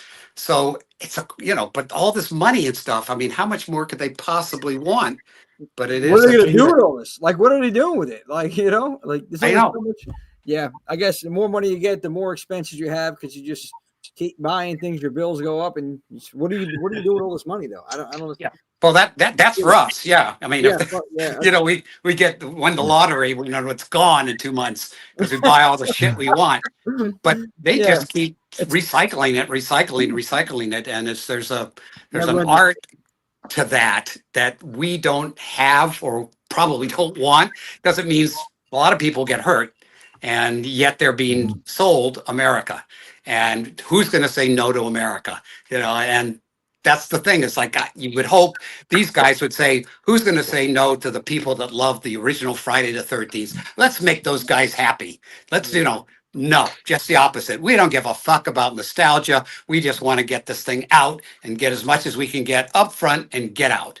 And it's the way movies, they hit the screen, within a week, they're on streaming. And it's just like, let's grab it as quick as we can. There's none of that wait now. So that's what we're kind of faced with all this stuff. It's Friday. I mean, I was probably the last guy to actually be totally in control of what I was doing. Nobody messed with the script. Nobody came and told me to reshoot anything. None of that. They let me go. The only thing they asked is when we screened it the first time, Frank Mancuso came to me and said, I think we need 3 more kills. I said, what? We got 13 kills there. What the fuck? I mean, we couldn't even hear the movie. The crowd was so loud. It was like a roller coaster ride. He said, let's figure it out. Just give me 3 more kills. So, I gave him the caretaker and the 2 people out there because we could shoot it in one night, and it's like, okay, he's happy. But I mean, that was the kind of situation I had, which was amazing in picking the composer, picking the music, okaying Alice, all of that. But now it is such a massive amount of people. Oh, yeah. And I don't know how you do that anymore. I mean, somebody's got to stand back, and let this guy make Sinners, which they did. So I hope that sets up some kind of a new precedent. I'm hoping. You're right. There's too many people, too many chiefs, not enough Indians, too many cooks in the kitchen. Whatever you want to use it, it's the truth, man. You had almost full control. Like Ryan Coogler, right? Like you said with Sinners, same deal. I mean, look at the masterpiece that it was. I mean, and that's what I'm saying. When there's too many people involved, it gets diluted. Things get just the original script. It's like 13 new scripts. After that, it gets chopped up, and it's too chaotic. Yeah. to me, the biggest thing about being in charge is to get the best out of the people you hired. And I'll always say that to them. I'm like, look, you know this shit so much better than me. Tell me what is better, here or here. I think here is. Okay, great. Let's do that. Somebody else, what about wardrobe? Is this gonna, because I had Maria Mancuso, Frank's sister, on the movie, and I was going, what's with the ripped up pants and all that? She goes, this is what's coming up now. This is the next thing. And I go, really? Yeah. I go, okay, let's go for it. And she was right. So again, Yeah. you got to be smart enough to take people Yeah. that you can trust that, okay, they know more than me. Let's do it. And I had a wonderful team that on, like Joe Garrett, who did the production design. I mean, he was like a perfectionist and he made all that stuff work so beautifully. Somebody who didn't care about their job or whatever, I wouldn't have had that, So it again, you're as good as your crew and your cast and all the rest of it. You just have to stand there and keep encouraging, and trusting. And that's the big thing. It's relinquishing a little bit of, at times, I guess, relinquishing a little bit of control in certain areas that, you have to be able to delegate duties to people that you trust. I understand that. Like, you have to have a good team. It really comes down to that. And there's certain people that excel in certain positions. Just trust it. Yeah. Trust it and see what happens. Well, you keep an eye out. Obviously, you're Oh, always you need to. watching in case something goes off the rails. But at the same time, it's like I've always said this, and when I was teaching filmmaking, a few years back, I would say to these students, it's like, look, what you want is not like, this is my film, and here the crew go, yeah, well, he wants this or she wants that or whatever. It's got to be our film, and you've got to look at it like you are part of the making of this thing, and obviously treat the director with respect, but don't be afraid to say, I had a thought. Could I, and if you're the director, be smart enough to say, let me hear it. And if it's not right, you go, thank you. It's not kind of in what I was go, but don't stop giving me another idea, because you're on the right track. And if people feel like it's their film, it moves. It's not like sitting down with a walkie-talkie. Yeah, I'm ready. Okay. They want to be They're part of that motivated. process. They're motivated. They're You're giving them excited. motivation. They feel, because they feel like they're included, which they are. But now it's just like it's more personal to them. It's not just a job. It's, wow, this is a team. This is my opinion. What I say matters. Yeah. And he's taking you're taking that into consideration. That's important. That's It important is. everything. Yeah. So definitely more power to you, Tom. And it shows even in this film. Like I keep going back to it. Part 6. There's placard on the wall, man. I want to see another script. I want to see your name on that screen. We got to get CJ back out there. We'll see what happens at the with this. Like I said, with this new series coming out, but I am still hoping and praying that we get another film by you and that script. Hopefully, somebody hears it, that sends it to somebody that can make a difference, and that could. But Tom, I appreciate you taking the time. Yeah, we'll see. I mean, I just keep swinging, and I've got other projects too, which won't, waste the time because we've spent a lot of time on this already. But it's like, it. What other projects I'll leave you with this. Yeah. The one thing I always love to say to people about success is that it's like going to Vegas and, you're playing roulette and you're betting on all these numbers. Let's try this. Let's see if this one will work. Let's see if this one will work. And then somebody taps you on the shoulder and you turn around. They go, you just won on 21 back here. So what? Yeah. And it's like, I wasn't even playing. I was playing this. Well, you won. You're in the place. It must be you. And that's what it is. You got to be doing shit. And then suddenly something comes out of fucking left field. And it's always the way it is. It's like, you deserve it. You've earned it. You've put in the time. You've done the dues, but not necessarily that particular thing you're targeted at. Are you going to get now? You might get it 6 years from now. You may never get it. And these other things are like, oh, I'm so glad that I didn't do that and this happened instead. But it is about keep playing the game, keep going until something, comes your way. Inspiring. Yeah, no, that's real. That's real time. And I felt like you were just talking to me directly on that because like you keep swinging, you keep taking your shots in different areas. Eventually you're going to make one of them. You're going to make something. Yeah. You can't give up. And at the end of the day, it's Oh, actually, back to this. I had another thought back to what you were saying. You said you got other scripts, other projects. I had to get back to that real quick before I forgot. What are some of these scripts? What are some of these things that you were talking about?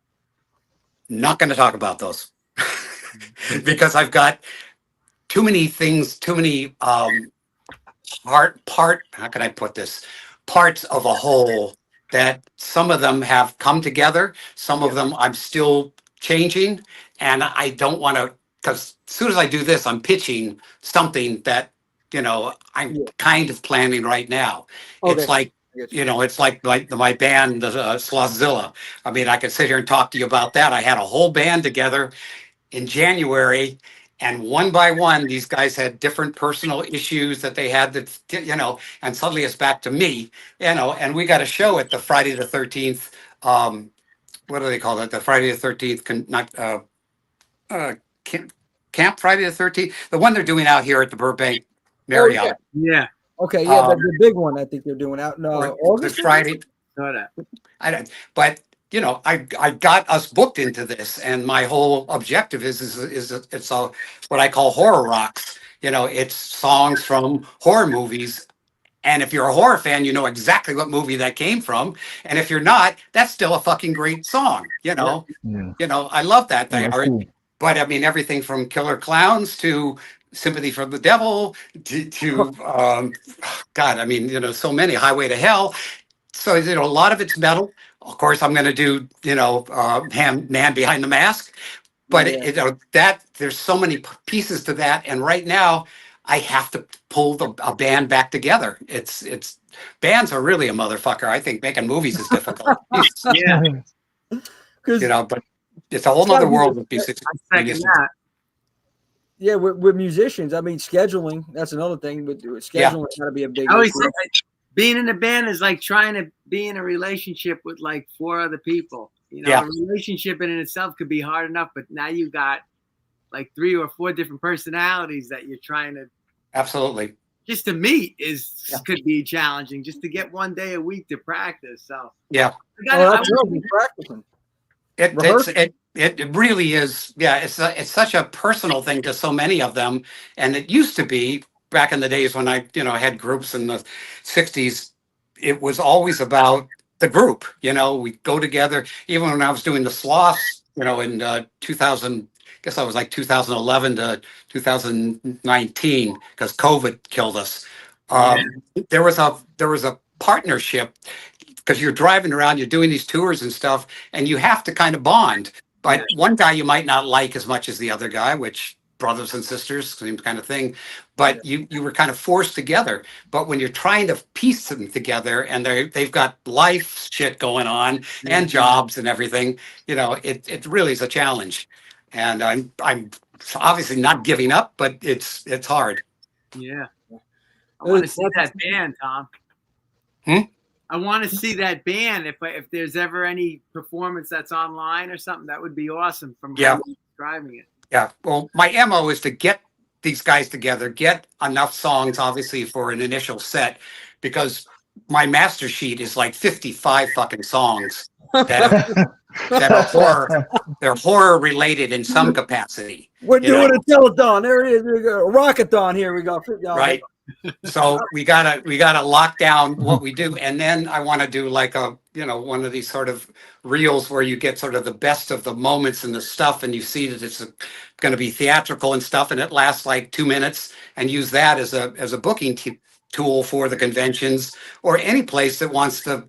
I want to do something different for an opening act, and that would be this, because I put on a show. I cannot not put on a show, and yet it'll have all this stuff dealing with the kind of the horror genre at the same time. Well, there's 2 things I'm going to say about this. Number 1, I need to be your hype man. I need to do the promo. I need to do the introduction, and we're going to get out there. And I'm telling you, there's nobody going to do it like I know. I'm way ahead of you. I'm way ahead of you. I've already got you marked down. Listen, I'm going to tell you this though. You guys got to get it together by the 40th anniversary. That's all I'm going to say. Yeah, because there's got to be a performance for the 40th somewhere along the line, So I got to get this shit together before August because I can't show up and do karaoke, and I don't want to do karaoke. No, you said you're doing karaoke. No, you guys are not doing karaoke. Oh yeah, because it'll be you by yourself. Yeah. No, listen. The thing. Yeah. Tell them that listen. Should get the pot. Let's get this together. We have a show to do. You made this. We made this agreement. At least do this show, but get something good together. Once everybody's on the same page, I'll get a promo video out for you. We'll edit it up. We'll get some clips. I'll make it look nice. I'll shine it up so you can promote it. Conventions. Yeah. Listen, that's big. I mean, they want to see Tom McLoughlin. Everybody does. But now Tom has another layer. Now we have a band. We're gonna fucking perform for you. So that's. And it's going to be. I hate the word cover. Just to cover a song. No, it's like the whole thing to me is to keep the core of what makes a song cool, what makes it great. But as I was saying earlier about sequels, surprise us. Do something that you go, what is this? And you're actually playing the bridge of the song. The middle part, and then suddenly, bam, you go into the chorus, and everybody goes, "Oh, fuck yeah!" It's like you got to do stuff with them that's not just copying note for note. Having an organ underneath a Ramones song, that has something other than what you would have heard on the Ramones song, doesn't fuck up the thing of "I want to be sedated" at all. It just gives it yet another bottom, that happens in there. That's kind of what I'm going for and trying to tell these guys, look, it's not about creating original songs. It's recreating shit that people know, but going, that's great. I mean, you guys probably don't remember back, I guess it was in the 60s that the Motown Supremes came out with You Keep Me Hanging On. Huge hit for them. A year later, the Vanilla Fudge comes out, does the same fucking song, but it was completely different.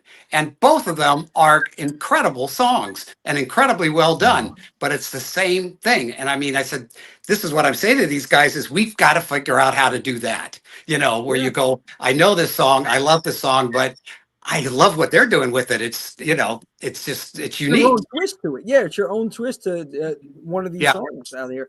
What would be your go-to song? Like, what's your favorite track to play? On for the stuff we're doing? Yeah, stuff you're doing, yeah. I that's another tough one. I kind of listed off, I love doing Band Behind the Mask. I love doing Pet Cemetery. I love doing Highway to Hell. I love doing the Rob Zombie Living Dead Girl. There's so many, man. That's just fucking 50 songs. That's crazy. 55 tracks. Yeah, I mean, it's a lot of just trying to go, all right, does this work? Can we do something with it? We can't, move on, next. And try to get a set together that just really cooks. And then we have something to present. And if we can then go create another set, then that's great. You have choices. Yeah, no, listen, Tom, I'm waiting for it. And 40th anniversary next year. I know I'm talking about it already because we're already hyping it up. I want to get something together. I can't. There's certain things I could say, certain things I can't. But I know that, I've talked with CJ. I've talked with Tom Matthews.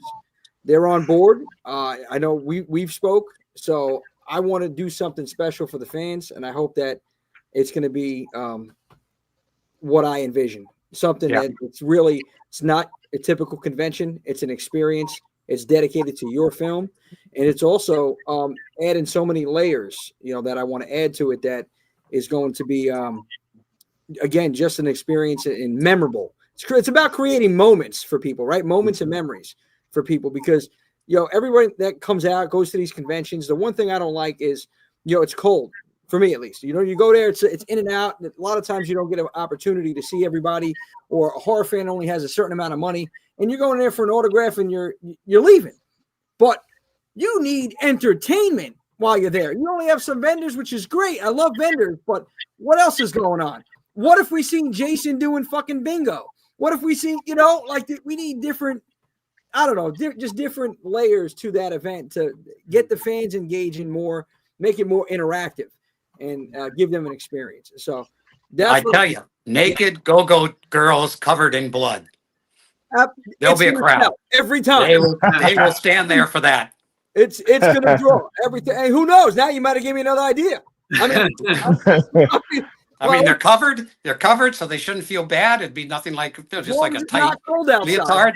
But it's it. You know, blood. As long as it's not chilly, we're good because they're covered. All right, boys, I got to go get something to drink. Yeah, I am like talked out and stupidly didn't bring water with me to sit here. But I've really enjoyed talking with you guys, meeting with you, and hopefully we'll do this again. No, we got to do a sequel. Okay. Tom, thank you so much, buddy. I appreciate it. I'm pedaling. We'll talk soon. All right, thanks man. so much. Take care, guys. Take it easy. Bye. All right. That was awesome. This is absolutely amazing.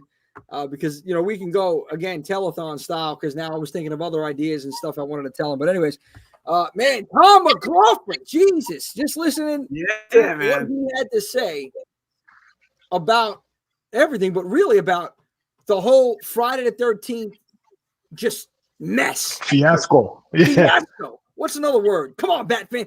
Debacle. I was gonna say that. I was just gonna say that. But but on the positive, it blew my mind, his freaking vision for part 13, man. That just blew my mind. I'm still geeking out over that. Like, it was nice. Manifest this, guys. Like, manifest this into like a reality. I hope so. Sick. Yeah, we gotta. He's a creative entity. You know what I mean? Yeah. So, and he's got the passion for Friday the 13th. He's got the creativity. He's got a whole vision for it. How many people really have that? Like you were saying, they just want the cash. So, I hope he's the one. I hope so, man.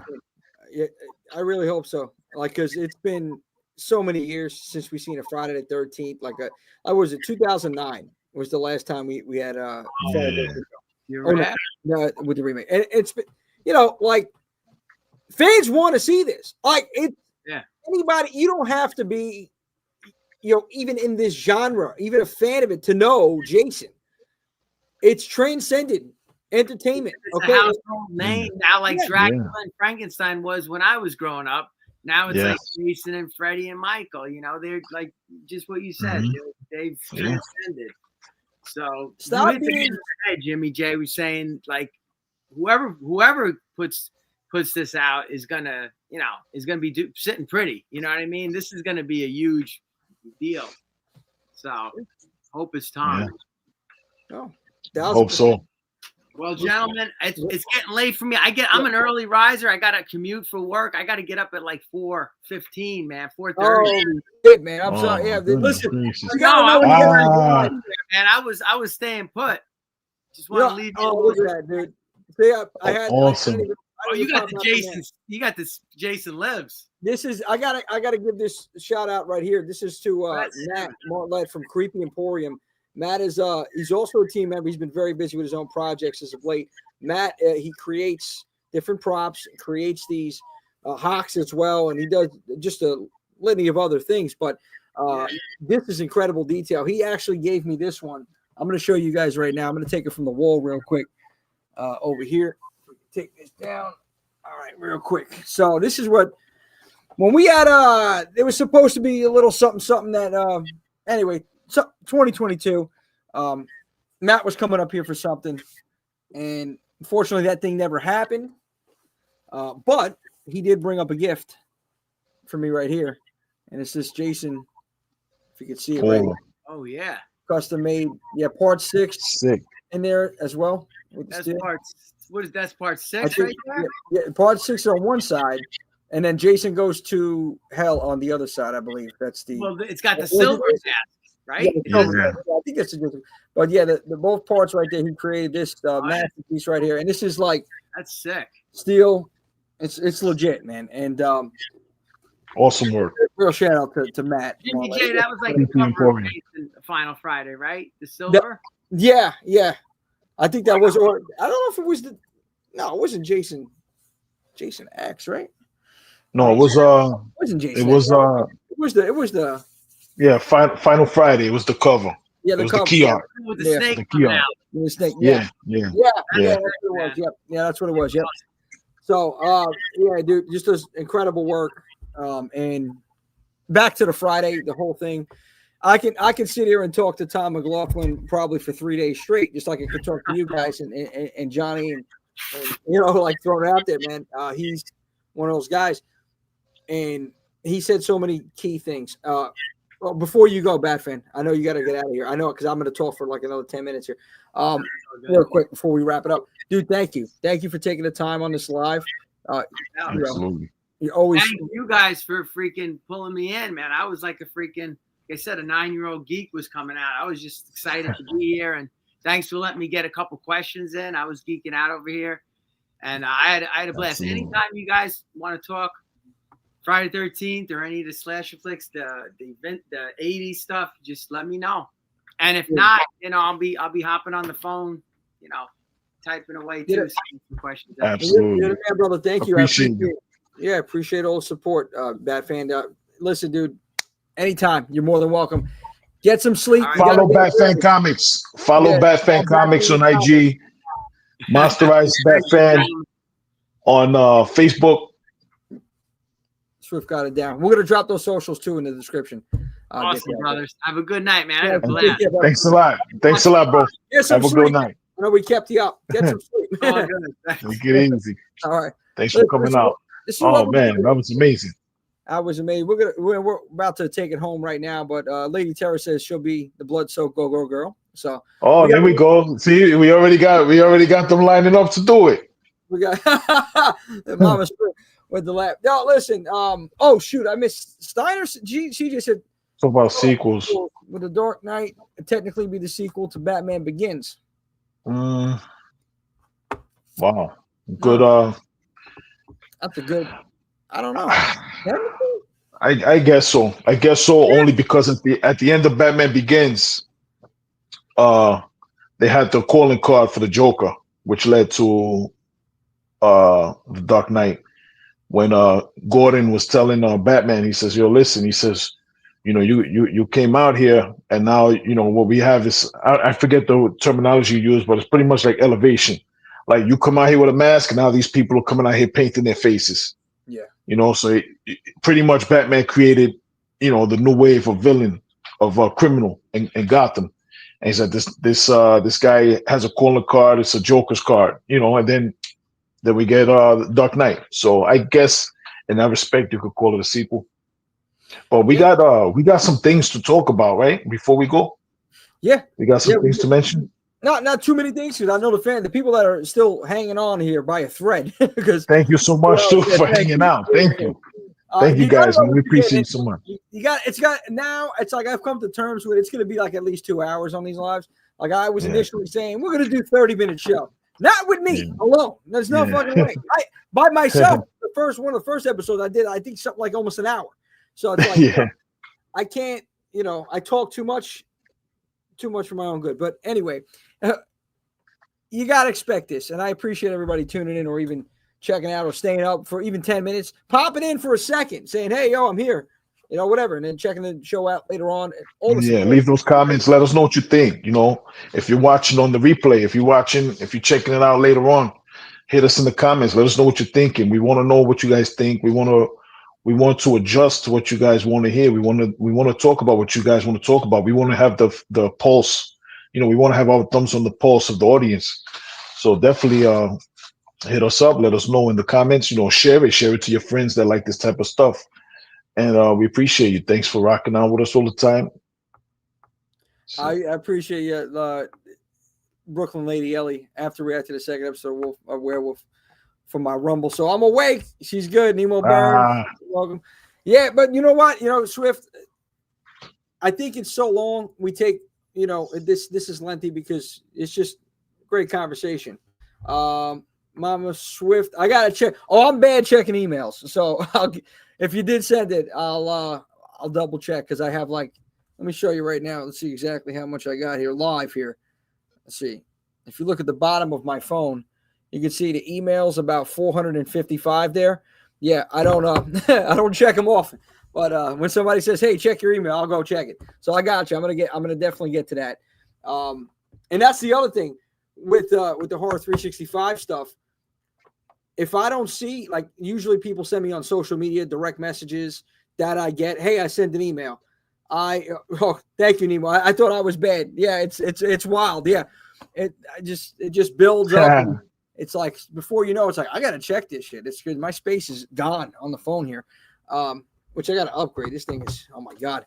I feel like I'm in still in the flip phone era here, man. This is how old this iPhone is. I gotta get it upgraded. But anyways, back on saying this is what we do, man. This is what we love to do, and that's why I love talking with everybody else out there, other fans. And one of the things that we do, other than this live, and even before this, I was doing interviews, sit down interviews, pre-recorded with people since 2021. I wanted to switch it up. I wanted to do this live to interact with people because the pre-recorded stuff is nice. You can edit it, right? Overlay it with shit. But to interact with the fans simultaneously while we're live, and live is one take. Anything can happen. And you know that. You've seen it in multiple different episodes, connection issues, whatever. Like today, it's all good. We continue. We flow with it. But we have a lot more content coming. One of the things we wanted to talk about was Twitch. So we are going to be starting this Friday, I believe, on our Twitch account, gaming every single Friday, which I think may change to Tuesdays. Got to double check with the young lady that is in charge of the horror gaming. Shout out to Goddess of Death, Alyssa. Goddess of Death, shout. She's running the gaming on Twitch. You can check us out on twitch.tv/horror_365. Let me see if I can create that to pop it up here right now for everybody. Twitch.tv/horror_365. Let's add it up. Bada bing. There it is. So that's our Twitch account. Check it out. It's new. There's no content up there yet. However, there will be. There's going to be content every single Tuesday. That is the day that Goddess that she's doing horror gaming every Tuesday. We have myself starting at the last Friday of the month. I'm going to have a little something called the Midnight Archives. It's midnight, Friday nights from midnight to 1 a.m. It's spooky tales and different things that I'm going to be talking about, which we'll get into at a later time. Ian the Wolfman next month, starting in July, he's doing Universal Monster content on there twice a month. Starting this month, next Thursday, the schedule is going to be on the Twitch. I know I'm talking about all these different things. The schedule is going to be on the Twitch account so you can see it. So Thursday nights, the cosplayers, every other Thursday, 2 Thursdays a month, all our cosplayers on here is going to be getting in conversations about all things cosplay. And Horror Daddy, Josh, we got confirmation starting next month that we're going to be going live twice a month, Tales from the Basement. And that is going to be interesting. So let's just say that. I don't want to spoil it yet. That's going to be interesting starting next month with him and I on that, in that conversation. But a lot of content coming, different things that we got shaking over here. Swift, we got to get you in some exclusive Swift content. This is you have not only a wealth of knowledge for this, my man, but people love you. We all love you. We all love Swift, and we want to hear what you have to say about this. And again, there's so many different things that you can do. If you come up with an idea, whatever you want, dude, throw it out there. I got nothing but ideas. I know that. That's the thing. I know we talk on a regular, and you're just a wealth of ideas and knowledge, man. And you've helped out this brand tremendously. And I want to, live here, I'll thank you right now. And Mama Swift watching, you're the man, bro. No, seriously, all jokes aside, from our transition from where we came from in 2021, doing events and stuff like that, then, whatever happened at the end of 2022, it was a complete reset. The only person that was here, because Horror 365 essentially was only 3 people, and it was a couple other affiliates. It was myself, it was Josh, Horror Daddy, and it was one other guy who's not here. So when we made that transition, Josh, obviously, we built from the ground up. You were the first one, came to mind. You're a staple here, and you've helped grow this to where it's at even more. So I thank you for that. Seriously. Thank you. Thanks for the props, man. No, it's the truth, man. It really is. And I appreciate all the hard work you put into it. And I know everybody else knows this out here and on here. So it does not go unnoticed. And, that's why as we continue to grow, hey, listen, there's going to be more people that come along the way, and you're going to see how we do business over here. And we're layered. We have a lot. It's not content only. We have events. which is the other thing. I want to show everybody right now just this last media clip before we sign out of here, and then we'll close it up after this. This is a little promotional video that was put together for the upcoming Friday the 13th event next Friday, which I'll give the details momentarily. Let's watch this video. Jason in here is Josh. That's Hard Daddy 85 on Instagram. You can check him out. He's been doing this for quite some time, and he plays Jason in this clip right here. So check this out. Let me know your thoughts.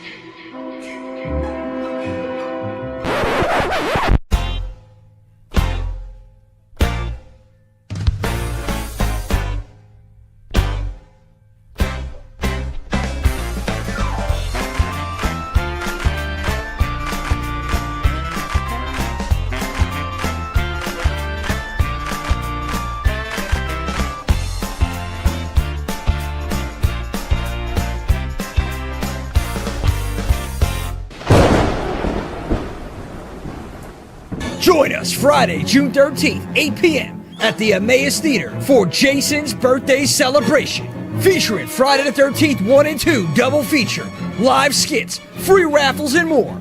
Tickets are on sale now. Be there.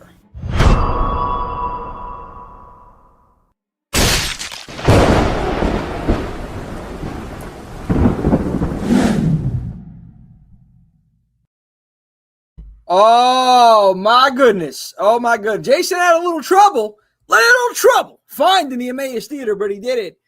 And oh boy, I cannot wait for next week. I thought it was a little bit lengthy, but we had so many different shots we wanted to get, and we knocked it out ahead of schedule. Josh, man, he's such one take, man, on a lot of the stuff. He's good. With professional. Yeah, professional. And then even, like myself with the shots I had in mind, it came out exactly how I kind of envisioned it. And the editing wasn't too long. It took a little bit of time, but that's editing. It's tedious, but it's bittersweet. It's great when it comes out at the end of it. I was thinking about the music. I'm like, well, what the hell do we do here? Do we make it all serious? But, some comedy elements in there. So you got to throw little Happy Days and then little Jason and back to the serious note, because it's going down, baby. It is going down. Next Friday the 13th, the Emmaus Theater, 8 p.m.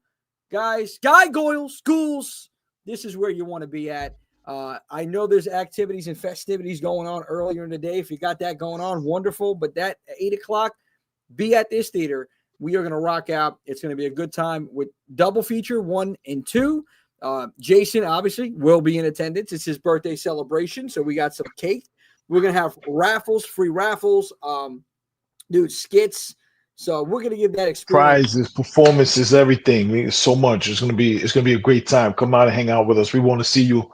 Let's pack this place out. Let's have a great time. Friday the 13th. Let's do it. Let's do it how only we can do it. That's what I'm talking about, my man. And we're gonna take pictures with everybody that comes out, man. That's one thing. I just love seeing everybody out there.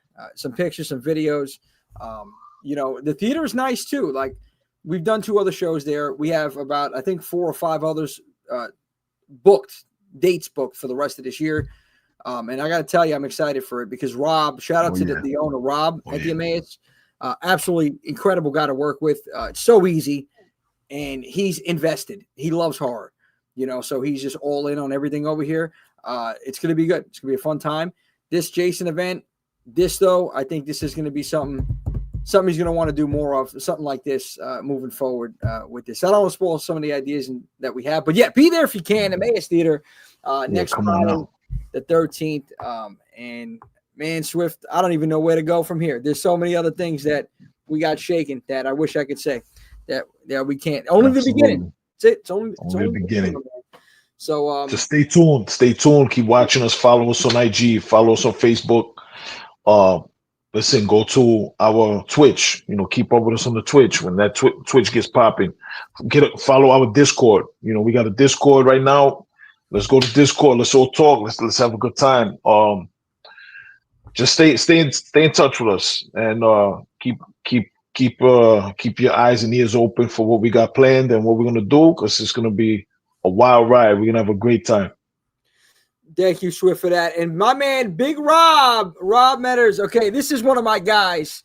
I call him Van Dam. This guy is the man, huge horror fan and great and supporter, and also backer for Horror 365. He loves what we have going on.